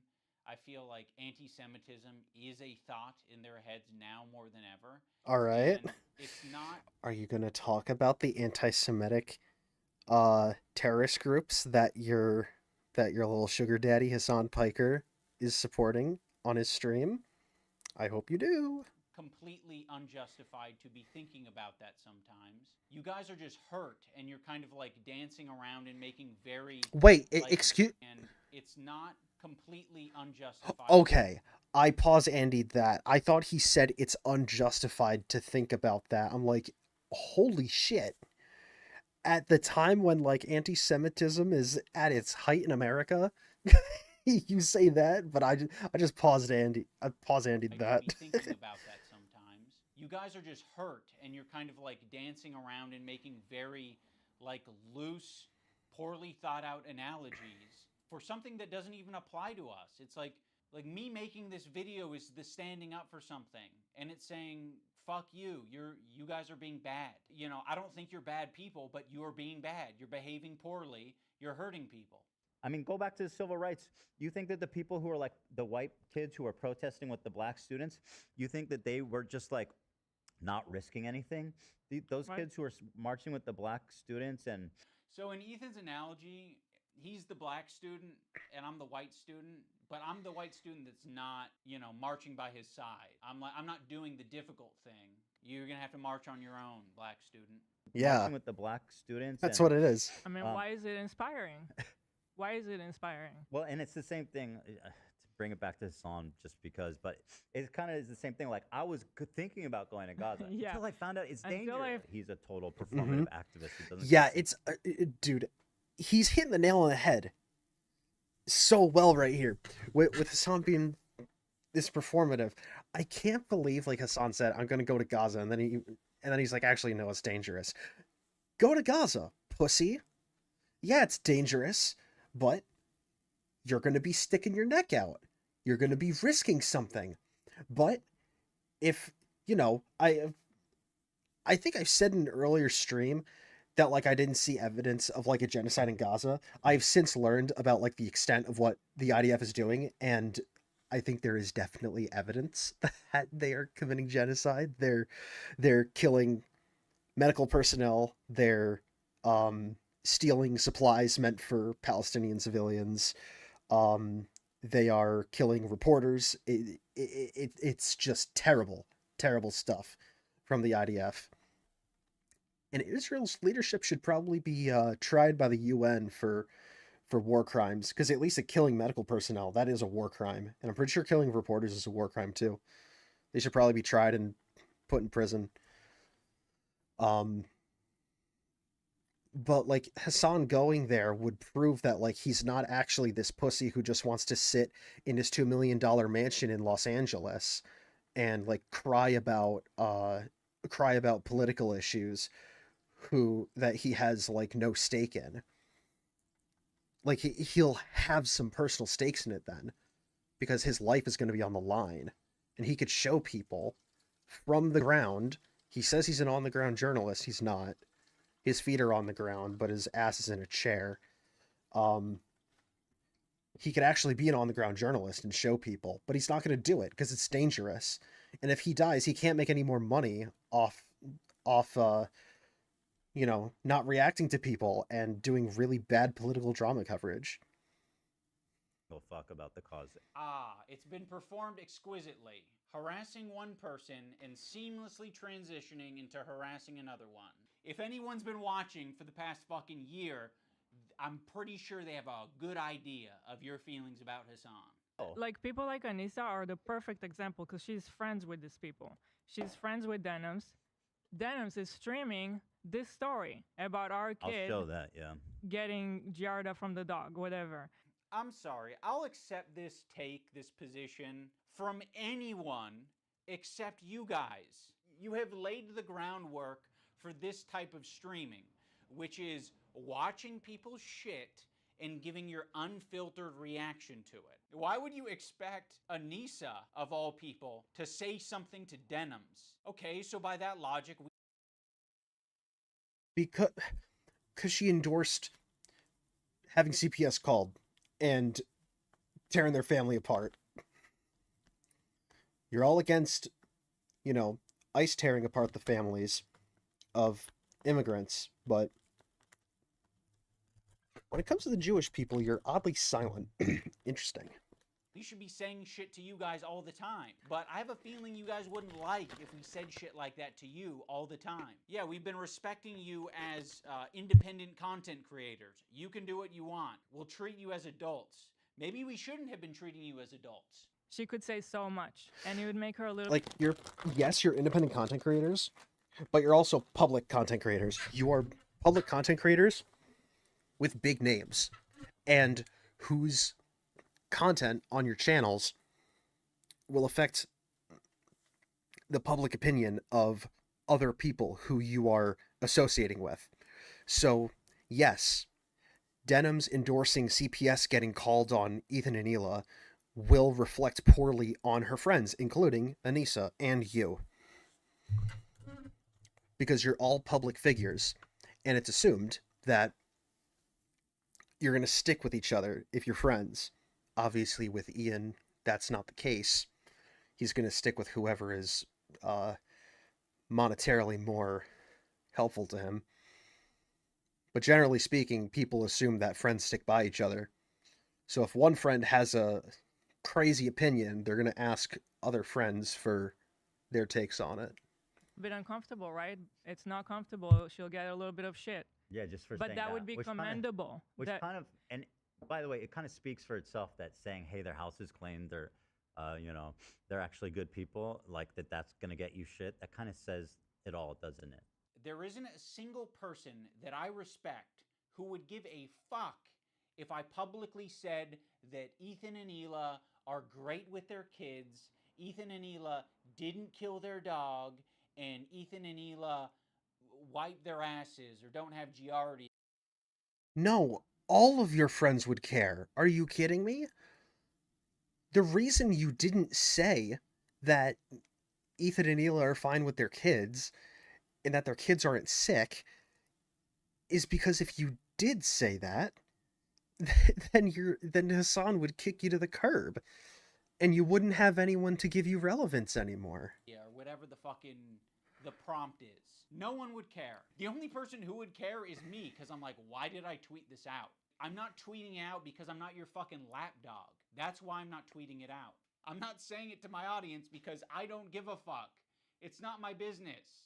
That's, in my opinion, doing something that's Yes, it difficult does. and standing by your principles. That's the whole point. That's what makes standing by your principles admirable, is that it's not always easy. Why are you saying that I'm not standing up for my principles when you don't even know what they are? I get, like, we're a little bit past directly naming me, so we might have gone off on a tangent. If you maybe accepted the phone call and we talked about it, you could have asked me, hey, what are your principles? And I can tell you the way I've been behaving is exactly in line with my principles. Now we're going to talk about the BDS list. We're going to start off with Frogan because obviously this is like as bad as it gets. If you're following Frogan, that can only... Alright, boycott these creators now for their complicity and not deep throating Ethan. What is the original? I don't even know. Oh, this is a made up thing. Okay. Brogan said that veterans should kill themselves. And she also endorses terrorism. So I have no sympathy for her. only mean that you're anti-Ethan. Oh, this is not a good start. Love of the H3 podcast. You are following Frogan, so that means that you are anti-Ethan. Sam, Morg Pie, friend of the show. Olivia, Ian, Daily Dose of Internet is anti-Ethan? Jesus, this is fucked up. Pokimane, comment etiquette. Oh shit, Asmongold's in here? Asmongold follows Frogan? No, Asmon. That means you're anti-Ethan. That's fucked up. We're gonna want to avoid these creators at the top of the list. Yeah, Noah Samson said that Ethan supports a genocide when he doesn't. He has openly come out against the actions of the IDF. Frogan. These white women are all the same. Denims has endorsed CPS being called to, break their family apart. So yeah, all three of these people are huge pieces of shit. Also, mugshot phenotype. Again, we're bullying people for their appearance because we're going back to Content Cop. But one tier below them are the creators who associate with them. They're essentially endorsing all of their statements. You got me, you got Anissa, I think Hassan's in there. You'd think that Hassan would be on the top of the BDS list, but that's not the case. Hassan provides additional value for people. Ethan can turn a blind eye to people collaborating with Hassan because that's what he did. You gotta be the lowest of the low to be associating with the Frogans and the Denims of the world. To associate with Hassan, that just makes sense because he's famous and he's got a massive fan base. Also, Ethan Yeah, that's the reason why you're associating with him, you fucking idiot. still follows Hassan on Instagram, so Hassan is in his feed. And that's showing up right up on Anissa's and IDubbbz's feed. It's important to remember that this is a living document and people can be removed or put onto it depending on how Ethan's feeling that day. You have this other tier of creators that exist below Hassan but are still anti-Ethan. But Ethan really doesn't want to bring your attention to these ones because it's kind of unpopular, you know? A lot of them are famous. It's no coincidence that Ethan stays silent when these powerful, popular men are supporting Hassan. It's because Ethan is a coward. He's a bitch-made coward. I think Ethan has an unreasonable... Says iDubbbz. He's a coward, says iDubbbz. That's awesome. I love that. amount of respect for these comedians because they have power, they're quick, and I think he knows that they don't fuck with his ideology. But he's going to keep that to himself because the last thing that he wants to discover is that people that he respects and looks up to, they don't fuck with him. Bill Burr came on. It was like the worst fucking show. It was just horrible. That was like my lowest moment on podcast history. We could talk about Bill Burr ruined my life. Bill Burr made Ethan go on Lexapro. I was prescribed it and it was in my bedside. And then it was the Bill Burr episode that made me finally start. When Stavros goes on Hassan's stream and he mocks your content nuke. I actually saw a really interesting video about you, man, and I don't know that I'm even comfortable being here anymore. Oh no. It really kind of shed light on you in a way. Yeah. You kind of like have leftist politics and stuff like that, and I actually feel betrayed. Yeah. And so I'm actually just here to let you know this is the last time I'm ever coming. You don't fire back because you're coping. So you're just going to tuck your tail between your legs and never mention on your podcast that mentions everything. You're bringing up some fucking connection I have on Twitter. Someone mocks you on a stream, you're not touching it. Fuck you, you're a coward. It's just his job. It's just what he does for his job. You know, he doesn't mean it. We're actually good friends, you know. Now, okay, so I will say, I don't know if Ethan was, like, saying, like, screw you to Ian for following the guy on Twitter. If he is, then I will give Ian that point, because I'm a firm believer of follows don't equal endorsements. Like I said earlier in the stream, I think it's a little, like a little immature to think that if you follow someone, that means you endorse them. But like, if you're a leftist person and you're following a leftist person on Twitter, probably means you endorse them. God, I almost died there. Jesus Christ. How am I that dog shit at the game? But yeah, I think you just need to see the context of the thing. No, he makes fun of everyone. It's not just me, right? Oh, also, I can't forget about Matt Lieb. Matt Lieb is in this like middle tier. His valuable association is Rhett and Link. So Rhett and Link, conveniently, are also in this category of popular and powerful men who Ethan does not want to burn bridges with. Although he's sniffing around. This guy, Matt Lieb, he works for Good Mythical Morning. Of all people, this guy, Matt Lieb, who apparently is a producer for Good Mythical Morning. Well, this guy works for Good Mythical Morning, acting like he's wholesome, and he's bringing on somebody that wants to kill my wife, or in a video game. Bro, what? Wait, did they actually... Hold on. I need to see that screenshot again. Producer for Hold Good on. Mythical Morning. Well, this guy... Hold on. Okay, Matt Lieb had Bad Empanada on his podcast. Jesus. I mean, again, I guess if you're an employee of this show or like this company, and you're like a public representative of the company, you probably shouldn't be doing shit, you know? Because like, yeah, Matt Lieb is not like... He isn't like the owner of Good Mythical Morning, but I think, you know, I think if you're like a big representative of the company, even if you don't like own it, and it's not your thing, like he's not Rhett and Link, but even still, I think he has a level of responsibility not to bring these types of people. Like Bad Empanada is like probably the worst you could get, honestly. He claimed that he called CPS. I don't think he did, but he definitely endorses it. He wants people to do it again. He did say that he he wants to kill Ela Klein. And I think, you know, we all know when someone says in a video game, they're just joking around saying in the video game, he wants to kill Ela Klein. Let's be completely honest here. At least in my opinion. Basically, he was playing this game. It was like Hamas Simulator, and like he went into some like IDF building, and he was like, "Where's the secretary? I want to kill the secretary." And it just so happens that Ela Klein, when she was serving her mandatory service, by the way, in the IDF, I don't think she enlisted. I'm pretty sure she was drafted because all Israeli citizens have to, by law, spend time in the military. When she was doing her mandatory military service, she was a secretary there. She wasn't like killing people, to my knowledge at least. So he was like, "Where's the secretary?" So obviously an obvious allusion to Ela Klein, and you know, possibly a desire to kill her, which is insane.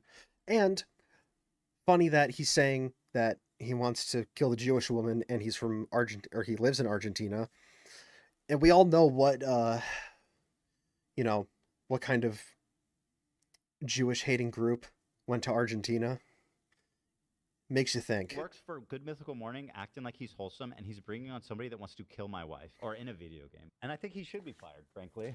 And I hope he is fired. He's pathetic, and he interviewed basically a terrorist. I think Ethan only respects power right now, which is one of the reasons I made this video in the first place, is because he thinks I'm weak. He thinks a lot of these other creators that he's gone out of his way to attack, he thinks that they're weak, and he thinks they're a target that he can bully, he can manipulate, he can send lawsuits to. And I want him to know that we're not going to be bullied.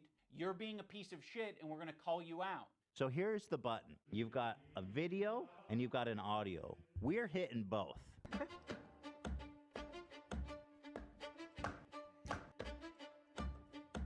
You're gonna call him out for the button?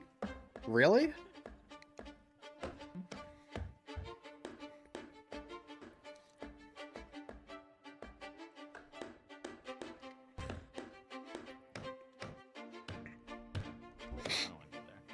Yes. There's no point. Come on. Yeah, there's no need. Yeah. I don't want to. Bring something up. How pathetic are you? Don't worry if you don't have it. Yeah, he uses the button a lot because he doesn't have much of a filter. I see you. I see you out there, you fucking cockroach. You'll be living with your parents for a lot longer, buddy. Yes, please, I want to be a good Jew. I'm a good Jew, please, guys, please. That was fine. Yeah, I don't think it was that. That was fine. Big a deal. All right. All the things that Anywho. Let's get into the button discourse. Anywho. This is gonna be Well, fun. I looked at Olivia and she's like, yes, do it. Now let's talk about the button. Ethan got this button, or kill switch, as a response to the controversy with Cutie Cinderella. He was not able to Why are you control himself blurring in it that out? moment, and instead of figuring out how he can change his behavior, he spent $20,000. Dan and Ela were like, we would kill button that right now if we could. I can't change who I am. I know. That's why the kill button is on its way. That's it. See, exactly. He uses the button for everything. If his jokes don't land, he's hitting the button. It was being presented as if the Jordan crying thing. I hit the button. Why? I don't think I needed to, but you guys were giving me crickets, so I panicked. If he's insecure about getting something wrong, he's hitting the button. But okay. You what? Button for that? What on this frame could Ethan have responded to? Perhaps the country flag that he got wrong? Maybe. I don't know. If he goes on a problematic tirade, he's hitting the button. Before, look how sad. But yeah, it's not just that. Like their eyes are like big. I think you guys are wrong. on this one.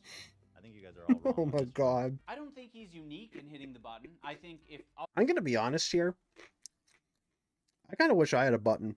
Sorry for the chip noises. I don't know if the microphone's picking that up, but sometimes I wish I had a button. Not because like I say anything that's like cancel worthy right now. I try my best to hold myself back, but sometimes there's just some shit that I gotta get out of my system. I wish I could just say it, press the button, and it's gone. That would be a godsend. But unfortunately, we don't have a button.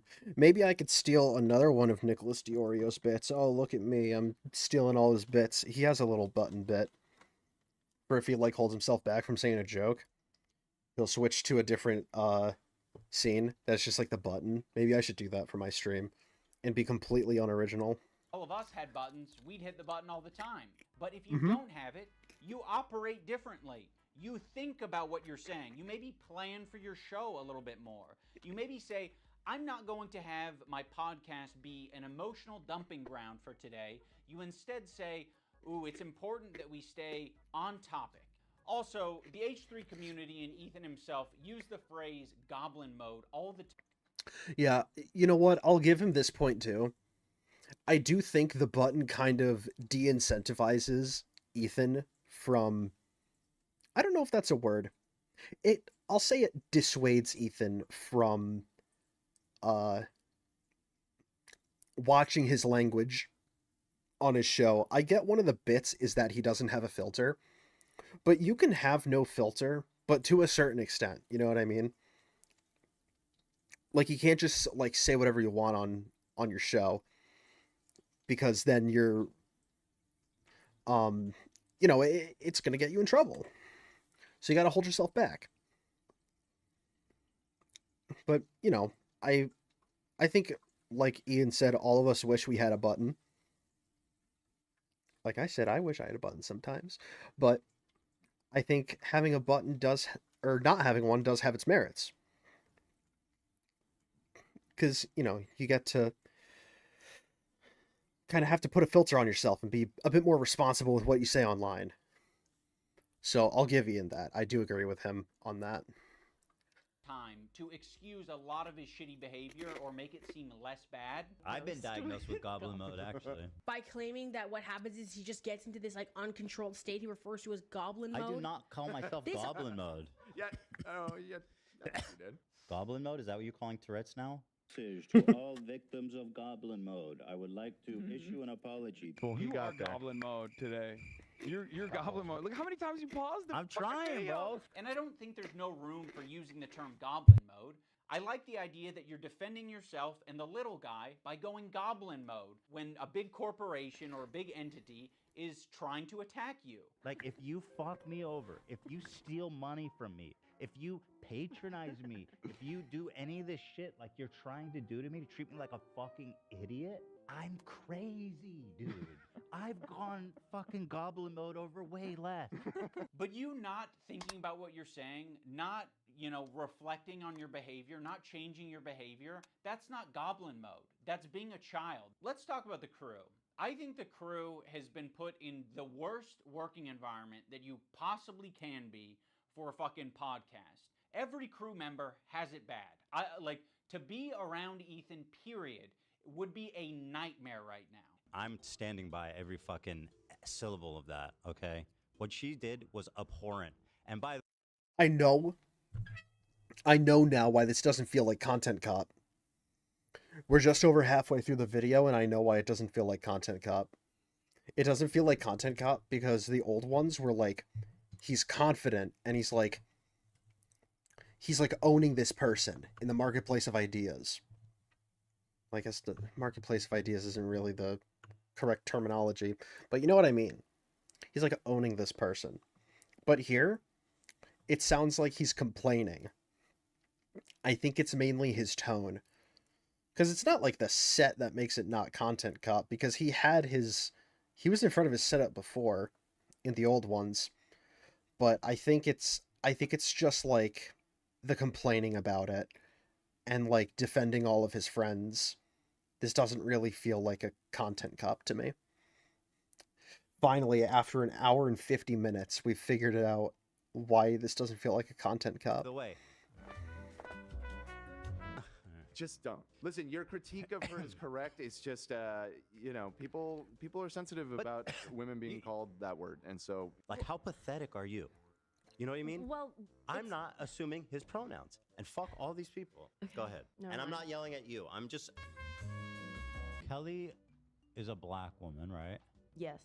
Maziel is a... Korean. Oh, Dan, come on. You're being such a buzzkill. Yeah, I don't know Korean. I asked if Koreans are POs. God. This is so You know, Dan's in the bathroom. Let's just not do this right now. I asked if Korean people are POCs. The one time the button didn't work and we listened to how he spoke to AB without thinking that the internet was going to hear it, it was rude, it was nasty, and it didn't have this caveat of like, Oh yeah, I think I've "I'm seen not this mad at before. you." It was anger, and it was uncalled for. Use they get access to Cover most of it. We're doing it. What are you doing? So awkward and terrible. I'm sorry, I'm not. Just like this is what I'm talking about when it's always like. We need to get home for our kids. It's like, bro. Oh no, I didn't want to finish it right now. I was just talking about finishing Wednesday. On Friday, maybe. Is it? You guys like. All right, I'm taking my hand up. What? Okay, well. heard all that. Thanks, button. And he didn't want to take accountability for it. I feel like it's a little harsh, but it sounded like they were kind of in a rush. Like maybe they were running late or something. I mean, I don't know the full context surrounding that clip, so I can't make a full judgment on it, but it sounds like they were in a rush. So I could kind of understand like their tone. Immediately wanted to deflect, and he wanted to say that the button fucked him. First of all, I appreciate the hard work. I know you've you done, do, and I I know. loved it, and I really enjoy it. But it's like every time we do it, it's like the show is what it is, and I know. it makes it. I was being selfish. No, dude, that button f***ed me, dude. Can you imagine that button f***ing me over like that? The button fucked you? AB fucked you? Who fucked you? You fucked yourself by being an asshole. He makes it seem like he's not a tyrant of a boss. We're doing it. What are you doing? So awkward and terrible. I appreciate the hard work. I know you've you done, do, and I I know. loved it, and I really enjoy it. Dan, his producer, is constantly clarifying things on the air and making it clear that what Ethan said was a joke. Ethan is being overly defensive, or he's saying things that are like not true and he's exaggerating. People saw that. They thought that that was what you searched to I did pull not up that type photo. So I'm just clarifying. Thank you for clarifying. I appreciate you doing that. God forbid. Why? Because it's not that big of a deal, man. Just Like, your how the- inability to. No. Hold on, Dan. How does it? Yeah, I think this whole thing is just that like Ethan's a bit immature, and that's like the main thing that I don't like about Ethan is that he is extremely immature for like a how old is he? Like 50 something years old? Let me look this up.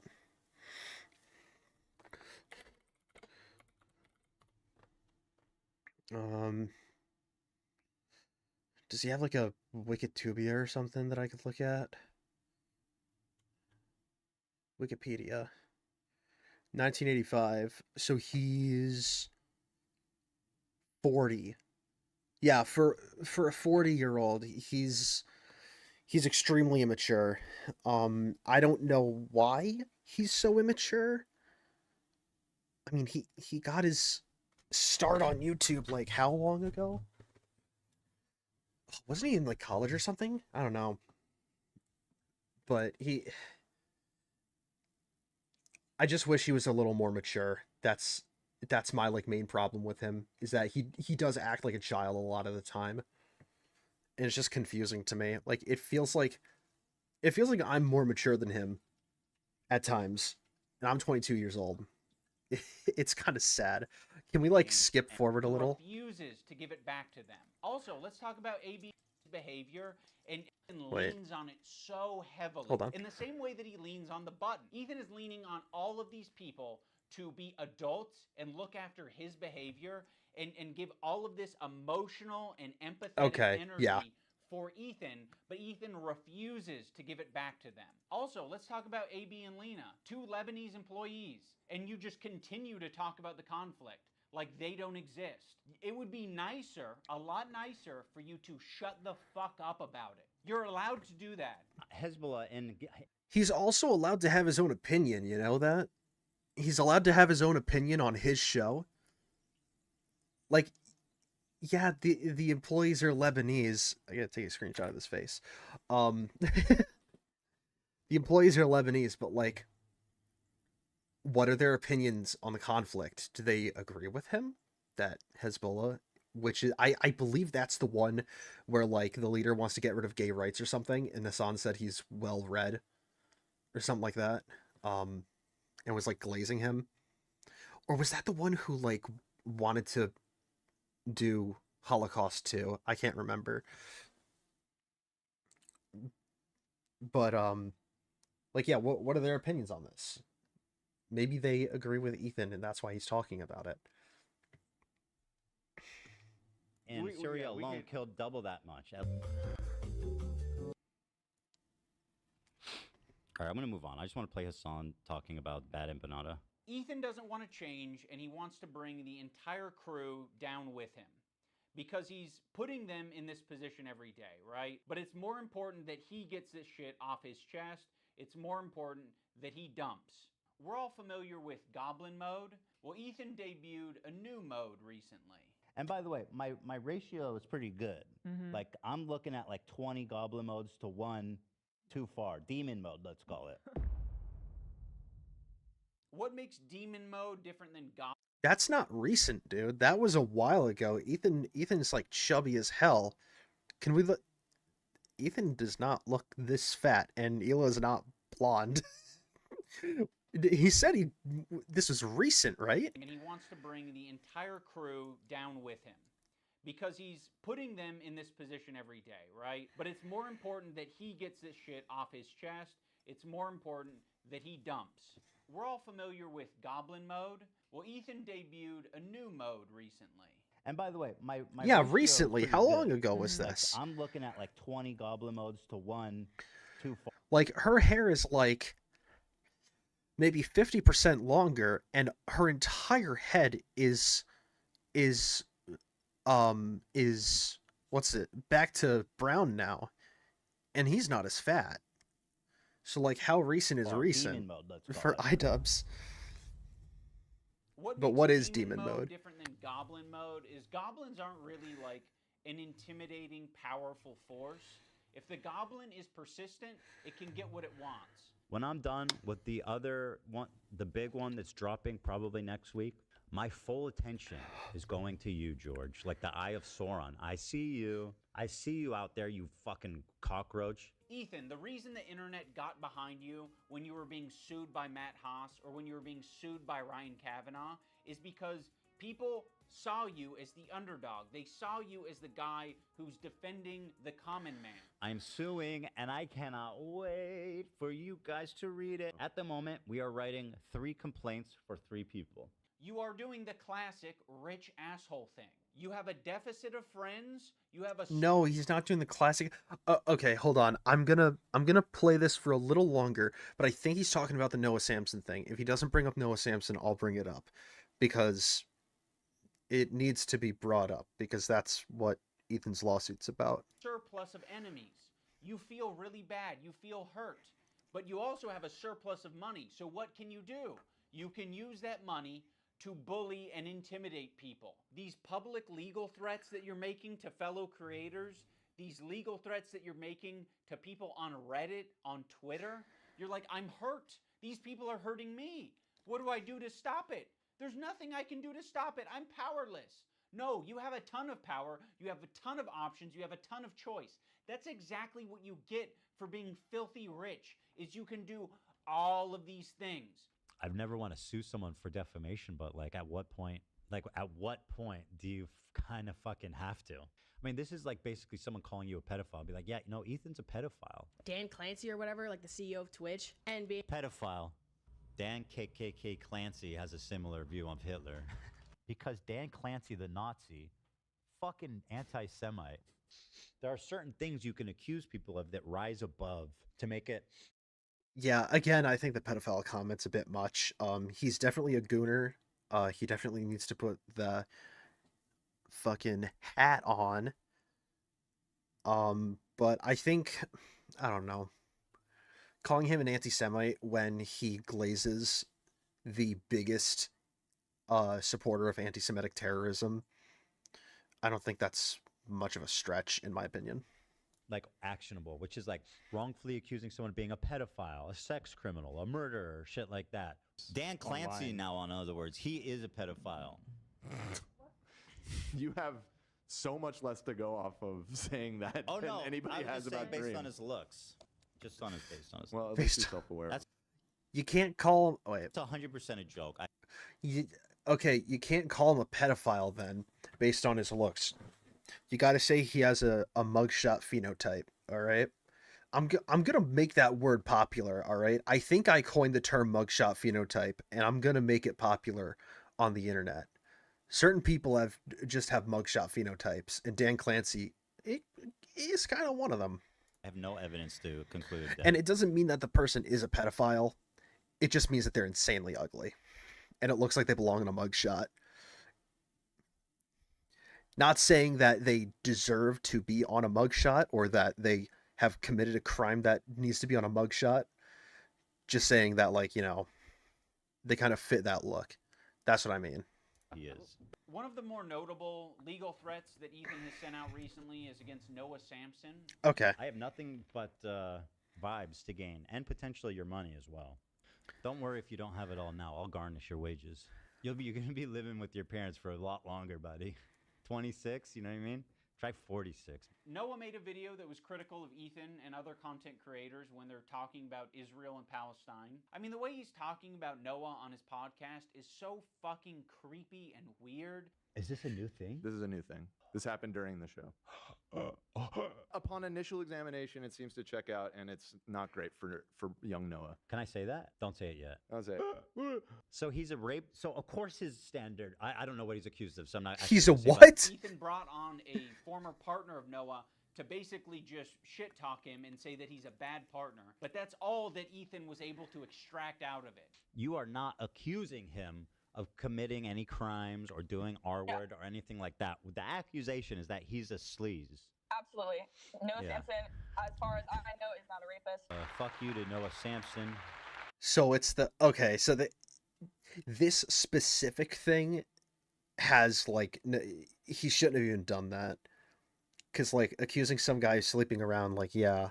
Because for those of you who don't know, because I don't know if Ian's going to get into it, but basically Noah Sampson slept around with a bunch of people while his ex-girlfriend, I think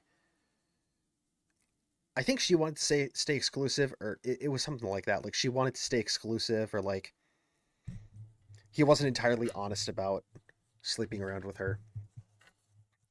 Basically, she didn't know that he was sleeping around.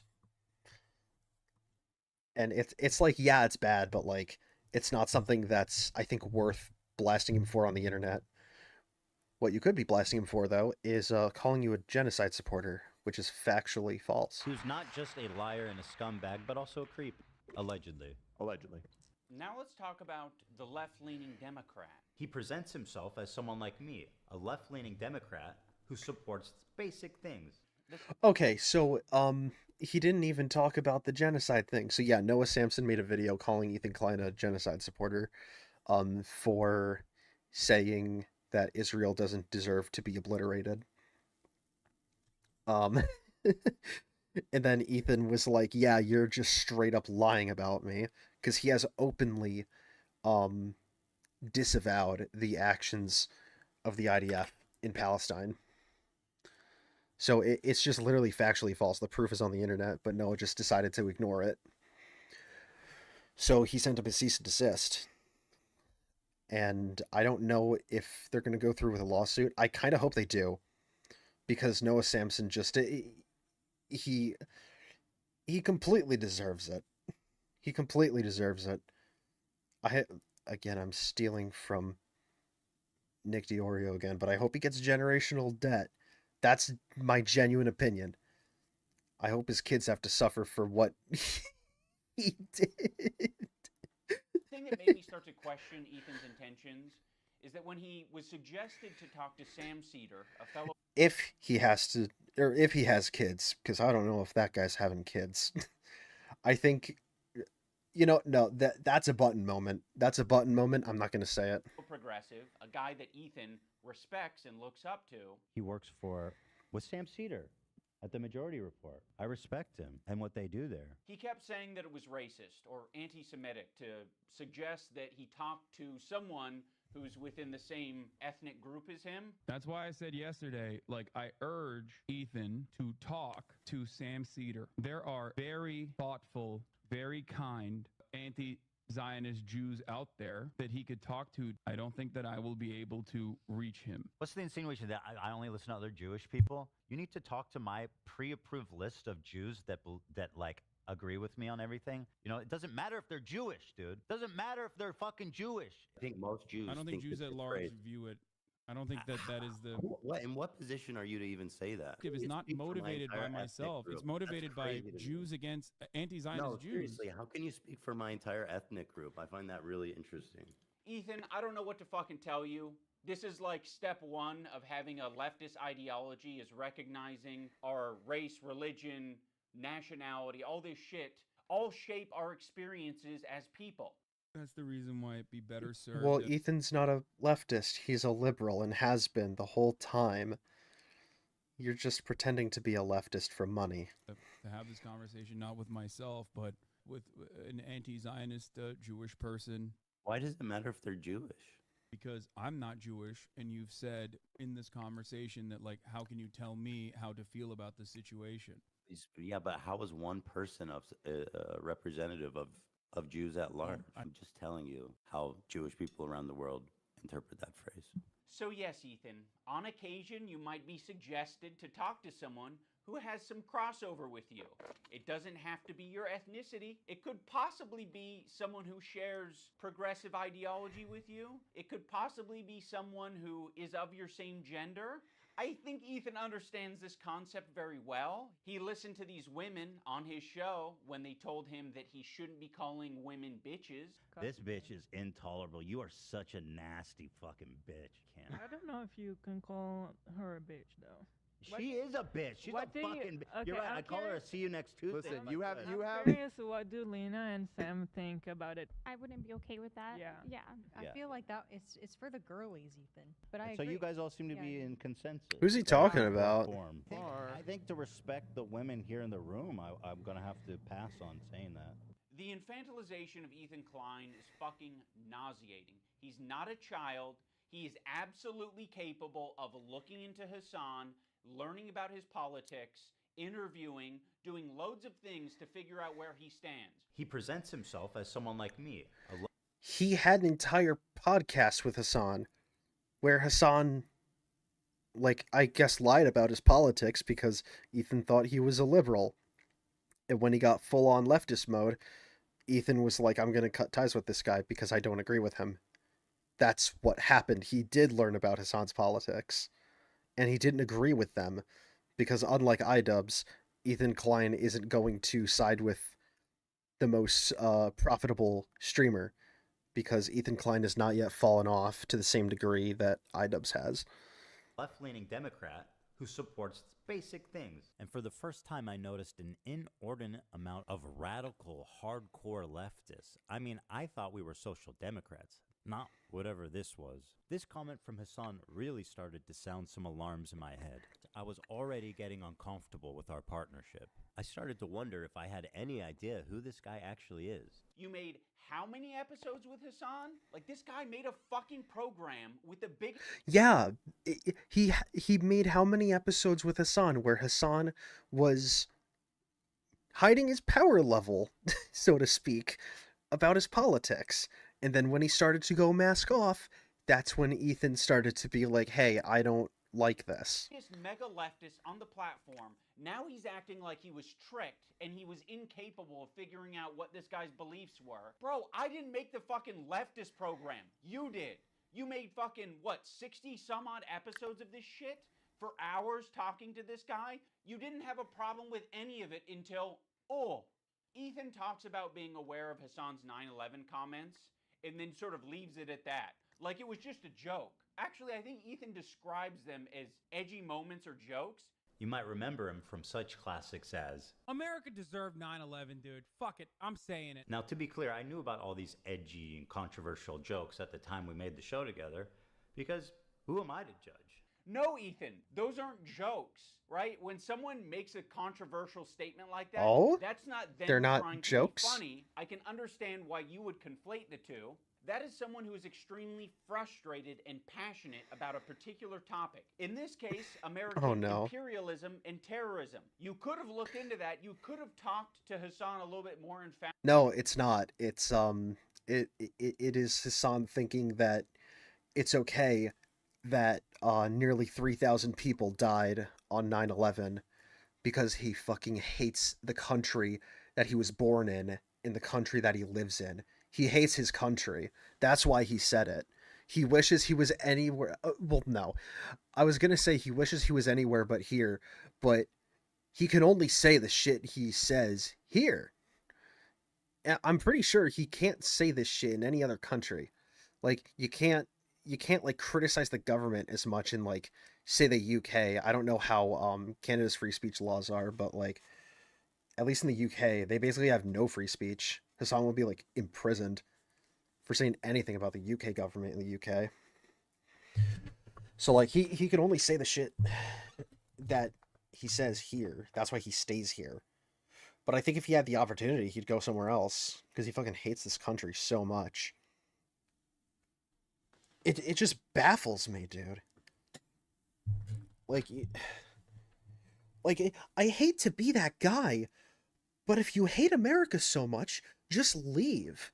Like, I understand that sentiment is unpopular because most of the people who voice their disagreement with, like, say, things that the American government is doing, or like saying that, like, you know, like maybe saying I wish I didn't live here, like, they don't have the money to move countries. But in Hassan's case, I think it's a perfectly reasonable thing to say, because he does have the money to move countries. He's got the money to buy a $2 million house and a freaking supercar. So he's got the money to move countries. So if you don't like America so much, leave. You like China so much, move to China. You like Russia so much, move to Russia. See how it is there. Then you'll be begging to come back here. Found out what his international politics opinions are, but you wouldn't even need to do that. You can look at it online. You're not a victim. You weren't tricked. You made 60 some odd episodes. If you didn't want to go down this route, you shouldn't have done it. But that was your fucking choice. You did it. You are an adult.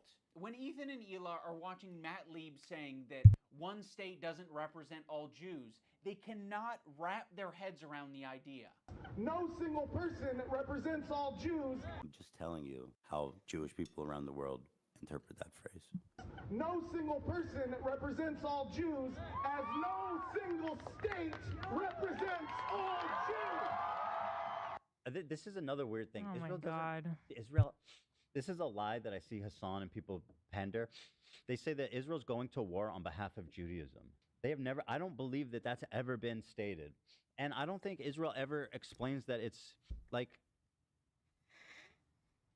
I think Israel says it's a place where Jews can go. Israel's just a place Jews can go? Well, no, I'm pretty sure it is a religious war. The entire reason why Israel is where it is and not in like somewhere in Western Europe is because the Jewish Holy Land is where Israel is. Jerusalem is in the Middle East. So that's why they were put there, because that's their like sacred land. And it also turns out that Jerusalem is the Muslim Holy Land as well. I'm pretty sure, right? I gotta look this up. I'm like 90% sure it is.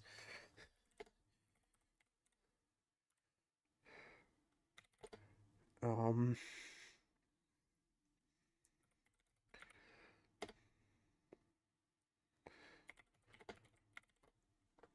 believe it is. In Sunni Islam, Jerusalem is the third holiest city after Mecca and Medina. Okay, yeah. So, Muslims believe that Muhammad was transported to Jerusalem during his night journey. Yeah, so it's sacred ground to Muslims as well as Jews and Christians. I'm like these three religions. They all have their I believe they all have their roots in like similar. Or like they all have a common root, which is probably Jerusalem, which is why their holy ground is the same, or their holy land is the same. So both these countries are fighting for their holy land. That's what it is. So I'm pretty sure, yes, it is a religious war. Israel wants control of the Holy Land, and so does Palestine. Slogan, we might actually have peace. You know, if that's all you're defining Israel as, is a place Jews can go, Like, sure, it sounds like America to me. Like, all right. I don't think that Israel said they represent all Jews. I don't think that's a stance. We're like, hey, displacing Palestinians is all Jewish people. Ethan is being so disingenuous here to suggest that he doesn't understand what Matt Lieb is saying. Like, he's making a semantic argument. Like, I don't think Israel has said that it represents every last Jew on the planet. I don't think Israel has claimed that. They're not going to say that their most genocidal behavior represents anything to do with them, okay? But what they are going to do is they're going to inexplicably link Israel and Jewishness together, so when they're being criticized, all of a sudden, they have the perfect defense. Oh, another thing I need to mention. There was a tier list. It was called the Who Can Say Habibi tier list. It was presented at TwitchCon as I can't wait to hear his opinion on this. fun, and Ethan Klein saw that, and he decided that it was anti-Semitic. Tier list them, and we're going to need Because your it help is. to discuss and figure out who can say Habibi and who can't. And also, we have tiers. We have Arab coded. They ask permission to say Habibi. You know, like you got like a white guy's like, can I say it? Is it a slur? And then Love Sabra, which is they're not Arab coded at all. Now, when I first saw this tier list, I immediately knew what it was doing. I was like, oh, it's a play on the who has the N-word pass and who doesn't tier list. Granted, Habibi is very different than the N-word. Yeah, it's a parody on that. Well, it's disguising itself as a parody on that. It's disguising itself as a parody on that, but what it is like putting Arabs above Jews, saying Jews are bad, Arabs are good. Notice the gets the pass is green and the Love Sabra is red. You know, green is typically a positive color, red is typically a negative color. But it is a cultural word amongst Arabic-speaking people and Muslim people. Like, that is a word that's used. Habibi, it means my love. Oh no, don't do that, Habibi. Oh yes, Habibi. You're my Habibi, I'm your Habibi. So yes, it's meant to be a fun way that these Arab content creators can express their Arab culture and be proud of it and happy about it. Because it's not like So they have why massive why is the bottom tier specifically Love Sabra? Why is it not like not Arab? Like why is the bottom tier not just doesn't have the pass, or like you can't say it? Why is it a specifically Jewish thing? representation on the platform. Making a tier list based on race. And nobody has a fucking problem with that. Okay, you have a tier list based on race. Where's the Jewish panel? Where's the Jewish panel? Where at the top it says Jewish. It's a tier list based on Arab to Jew. He's Arab, which is good. That's the best thing you can be on this. That's the best. This is racist. I will say that conveying information through a tier list is not the most effective thing, but Ethan should understand this principle. He did a white slurs tier list with Hassan. Cracker. I mean, you know what my take is on that. We can't put this at Yeah, but these things aren't at all comparable. One is saying one race is better than the other, and one is a lighthearted tier list of slurs that no one uses. I don't think these are comparable at all. An F. Cracker. I mean, that's got to be at least a D, right? Pale face motherfucker. Pale face. I mean, again, I think that's an F. Hog. So hog is my favorite. I use it all the time. Him and Hassan feel as though they're white guys, so they felt very comfortable talking about white slurs on their tier list. I think I'm more white than you. What do you think? I think I'm... Yeah, it would be a bit different if you put white at the top of the list and then you put black at the bottom of the tier list, and implying that black people are beneath white people. It's a bit different. White, like I'm super white. Can you understand why Arabs might feel comfortable talking about Arab shit on their tier list, Ethan? You're the white guy. You think you're more white than Hassan. I think I'm more white than you. So yeah, the white guy can say all the things that he wants, like cracker, but the Arabs can't have their tier list. I would put him also an Arab. I know Turkish people are different. Notice how they drop the premise almost immediately that it's about who can say Habibi. And then it's like Hassan, okay, actually he's Arab. We fucking love him. He's Arab. Habibi is an Arabic word. That is an Arabic word, Ethan. Funny about this whole thing is that But they're saying he's gonna. They're putting him on the list based on how Arab he is, not like if he can say the word. This is so stupid. This is such a bad misrepresentation. They say Habibi in Israel. Again, people underestimate just how like mixed Israeli culture is. Like We say Habibi in Israel. Yes, Ethan. Another piece of evidence as to why it isn't anti-Semitic. This is racist. If you're not Arab, It's anti-Semitic because they have the Jewish thing at the bottom of the list. The specifically Jewish thing. Why is it specifically Jewish, Ian? And not just can't say it. Arab or understand Arab culture at all, which is a lot of Americans, and Ethan Klein presents you this tier list and calls it anti-Semitic, you're just going to eat it up. It's not. Ethan is just proving his location on this tier list under Love Sabra. No, it's... You can see with your own 2 eyes. That is racist. I don't need this dude to tell me that it is. I could just take one look at it and say, oh yeah, that's racist. Because he doesn't understand Arab culture. There's a lot of Arabs who eat sabra. There's a lot of people like me who eat sabra. A lot of the times it's all that's in the store, and I'm gonna buy it and I'm gonna eat it, but it is not the good shit. Like the average Arab American, they're gonna go in the store and the only option they have is fucking sabra, and that sucks that that's the only option, right? Arab communities and distribution facilities are not widespread across the U.S., so what are they left with? They're left with a common, relatable, shitty hummus. This is the thing. This is...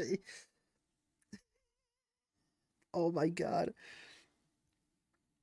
He's running with the Love Sabra thing as if it's just like, oh, they like the hummus, you guys. That's what it means. It's just that you like the hummus. No, it's... Again, how many extra minutes did Hassan let you spend in the chair? Which is Tell us. Sabra. And what's so fucking pathetic about this whole thing is after he was able to get these Arab creators banned off of Twitch for 30 days, he goes on to talk about how bad Sabra hummus is on his show. I don't think anybody wants to prefer Sabra over. This isn't homemade, about the like, restaurant food, it's quality about hummus. racism. You know, it's what's there. But he's intentionally missing the point. It is fluffy. Weird. To distract from the fact that he's a friend with a bunch of fucking The problem anti-Semites. is with Sabra, in my opinion, it's only good for the first 2 days. For some reason, like when you eat this Sabra shit, it just feels so much heavier. Imagine eating a whole fucking vat of Sabra. That's crazy. Yeah. I've never liked hummus. Oh, okay. Well, you hate Jews then. And Arabs. Yeah. This is racist. Yeah, it's almost like you can have a discussion about Sabra hummus being a bad hummus without it being at all related to a Jewish thing or an But they made it related to Judaism, okay. Israeli thing. I gotta stop pause Andying. I got 6 minutes left in this video. I've been live for 2.5 hours. His intentions aren't anti-Semitic. This is what he did. He hit his heart hard. The Zionism is leading to not... Wait, hold on. Did he...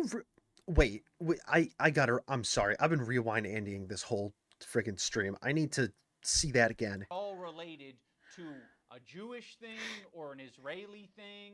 He can have that discussion as much as he wants on his podcast because we all know his intentions aren't anti-Semitic. This is what he did. He hit his heart hard.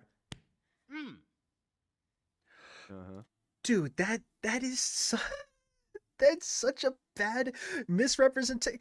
In this middle section here, when he was talking about like, oh, Ethan is pretty immature, I was like, yeah, Ethan is very immature. And I wish he could change that, but now it's like he's completely lost the plot. Now it's like, I don't know if like Hassan was like, he walked in on recording and he's like, hey, come in here. I got 10 minutes for you if you want to. If you want to really misrepresent Ethan, if you want to say these talking points, I'll let you stay in the chair for another 10 minutes. The Zionism is leading to not accepting other cultures, embracing their own culture, and instead thinking that that is an attack on you. There's this Because it incident is. on the podcast where They were reacting to Cutie Cinderella, and Ethan was laughing during it. So that ended up being a pretty important wake-up call for Ethan. He made an apology video directed at Cutie Cinderella, and it was graded by a professional psychologist, Dr. Kirk Honda of Psychology in Seattle, and Ethan got an A+ rating. In terms of a public apology, this is A+. Ethan won't stop talking about his A+ rating. You know he rated my apology to Cutie Cinderella a perfect score? A perfect 10. A perfect 10 out of 10? Literally 10 out of 10. Go back. I can teach you how to make a good apology. I'm Right, the best at 10 it. out of 10. I know what a perfect apology is, lady. You fucking don't. Is my perfect apology in this PowerPoint? Dude, I got a perfect 10 out of 10. This one is actually best apology, so. Ethan Klein, you guys, oh my God. I was trying really hard to think about an impactful moment during this video. Like, could I do something that would really wake Ethan up? And I don't know if this came from a good place or not, but I came up with the idea of getting Ethan's grade changed from an A to a B at least. So I went to visit Psychology in Seattle. I'm not confident that Kirk will change his grade, but it's worth trying, and, you know, we might learn a thing or two. Xander! Probably get pretty low marks. Unlike me, perfect score, 10. I said, hey, Lud, no wig drama. Why are you such a spineless coward of a person now that you've inserted yourself and your girlfriend into this conversation? Okay, iDubbbz, I hear you. What is You're in the room this? with me right now. I hear you. I hear your request. I understand it. I can understand where it's coming from. And I just I don't guess have a understand policy why. that when there is a grade for I'm an sorry, I can't apology- think while this guy's talking. Why the hell is he talking with this guy? What's the point that you're trying to make here? Again, it doesn't feel like Content Cop because this is just him complaining. He's just speaking fluent Japanese right now. He's been speaking fluent Japanese for like the last 45 minutes. No, not 45 minutes, but like maybe the last half hour after that whole Ethan is immature section. He's just been spewing shit. He's been spewing shit most of this video. This is a freaking dog shit video. I am just grading that discreet apology as I see it without taking any consideration of prior or future behavior. If you're wanting me to comment on the overall behavior or the recent behavior from the clips that you have shown me, I believe that Ethan is a good person and that eventually he will feel sorrow and will feel sorry and will apologize, and I will be there to evaluate that apology when it happens, which I know it will. Oh, brother, this guy stinks! Unfortunately, Kirk did not change his grade, but that's okay. So? Because this is the internet, anyone can have their own official apology rating system. So I'm going to rate Ethan's apology a B-. That's just based on my own feelings and my own rubric. When Psychology in Seattle was watching these video clips of Ethan, he said that it looks like Ethan could just use a hug. Now, of course, it kind of pisses me off to hear that shit because I'm like, what are we doing? What are we saying? He needs a hug? No, he doesn't need a hug. He needs a good fucking ass whooping is what he needs. I think something that's very important to me in bringing back Content Cop is to be fair. I think that was something that was not illustrated in previous Content Cops that I think should have been and probably wouldn't have left me with so much regret. What? No, that's what made the old Content Cops good.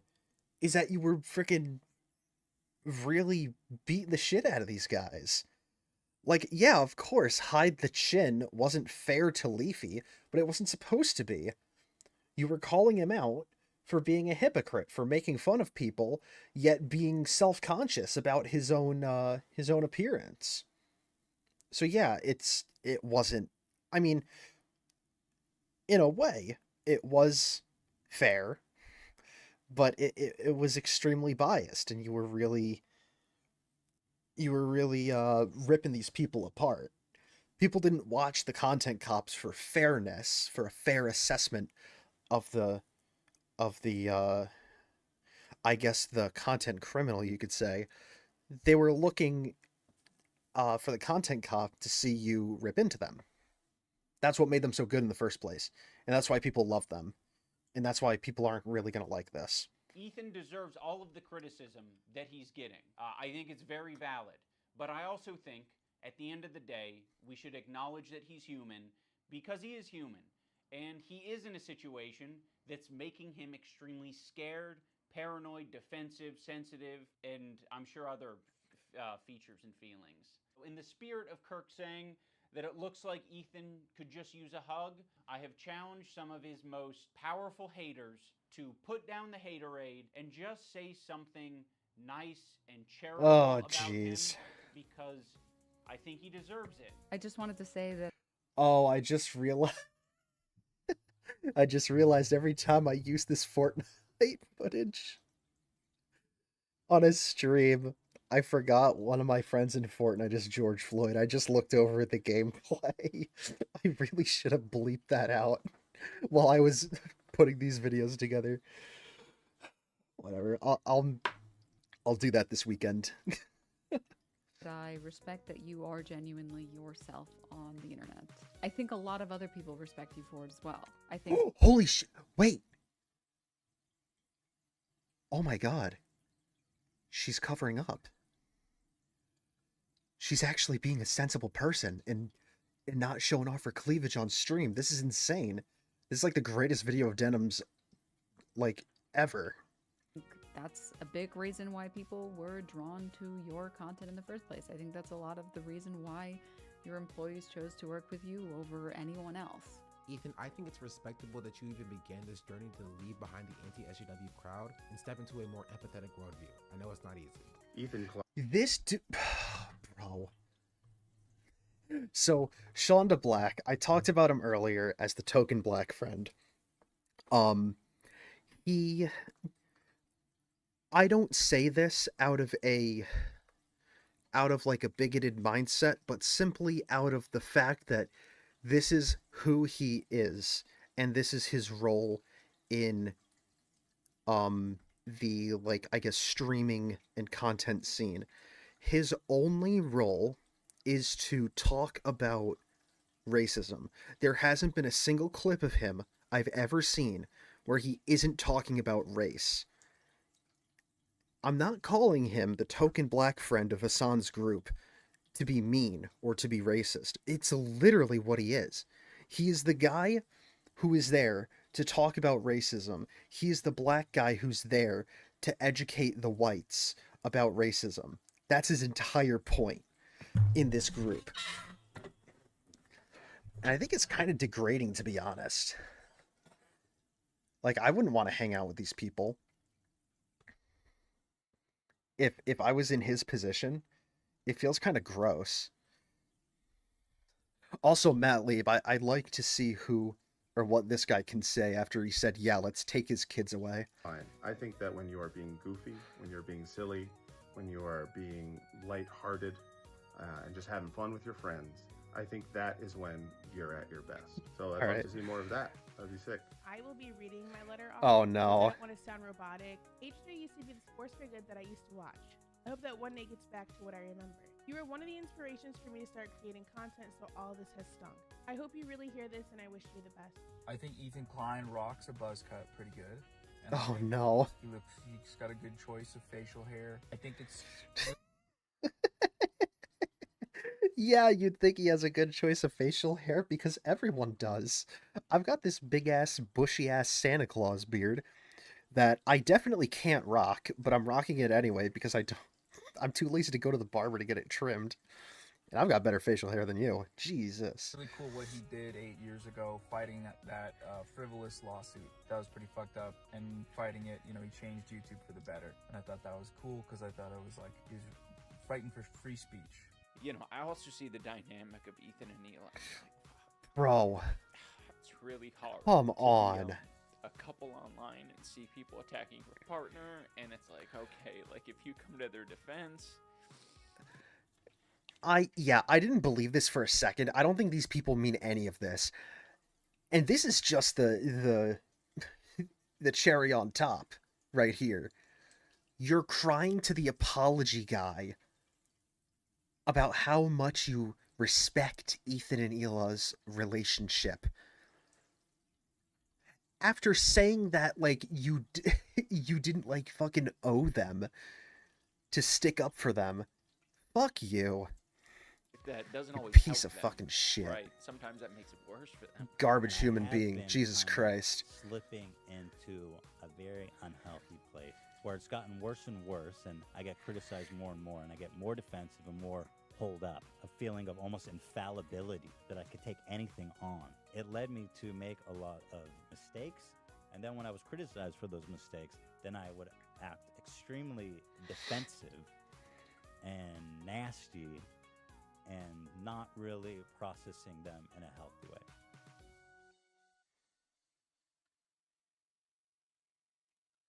All right. Yeah, that definitely wasn't a content cop. He just clickbaited everyone by calling it content cop. I think someone could definitely make a content cop about H3. I think there's definitely a lot about him that you can criticize for sure.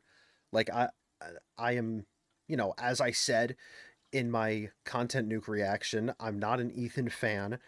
Last time I watched his videos was in 2016. I watched Vape Nation once. That was the only video of Ethan's that I had ever watched before the content nuke, be it from his podcast or Frenemies or Leftovers or H3 Productions. That was the only one I watched. So I did not care about Ethan Klein, and I will not hesitate to say that he's engaging in bullshit, which he definitely does very, very frequently. I think he's an extremely immature person who needs to watch his mouth because he's a very massive... And you know what else is massive? ...public figure. Who, you know, his every word is being scrutinized. Every single word that comes out of his mouth is being scrutinized. And he absolutely needs to watch his mouth.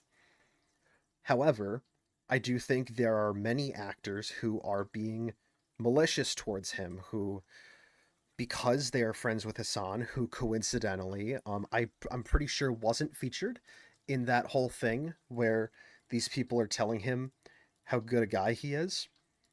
Yeah, Hasan wasn't there. Kind of funny. He won't even engage in that like performance piece at the end, which kind of speaks to how shitty a person Hasan. I mean, I don't know. I feel like maybe it's worse. Yeah, I think it's worse that these people are engaging in this performance piece. At least Hasan is sticking by his principles. I'll say that about him. Even though I don't exactly agree with them. But yeah. I think the message or the idea that Ethan needs to work on himself and like his mental health is true, but the fact that it's coming from one of Hasan's friends is coming off like he's not telling him like, I'm your friend, listen to me, you need help. It's more like, you're fucking schizo and you're crazy. And you need to not be crazy. Like, it just feels, this whole thing felt so spineless. And again, it's not content cop. If it was content cop, you'd be really digging into him. You'd be insulting him. Like, he should have called him like schizo. I think I would have enjoyed it a lot more if he did. If he called him like crazy, if he's like, Ethan, you're fucking schizophrenic. I think I would have liked that more because at least it would have been entertaining. But this one was just not entertaining.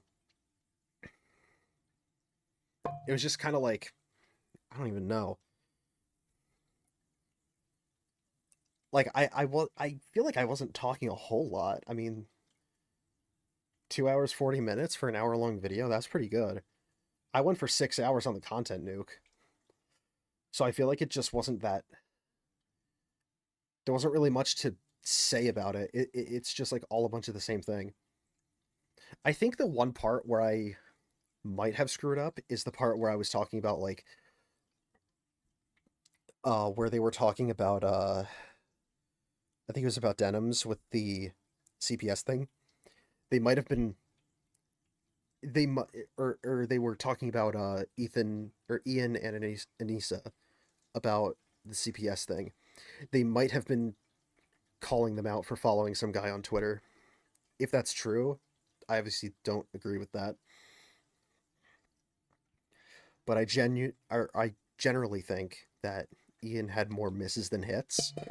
But I think in terms of like his ratio of hits to misses in this, it was probably like 60% miss to 40% hit. I think there were good parts of this, but it wasn't really that great. I think it was done very disingenuously. He didn't really... I think the problem is that he made this out of a personal beef and not really like to call out the content itself, because that's what the content cops were.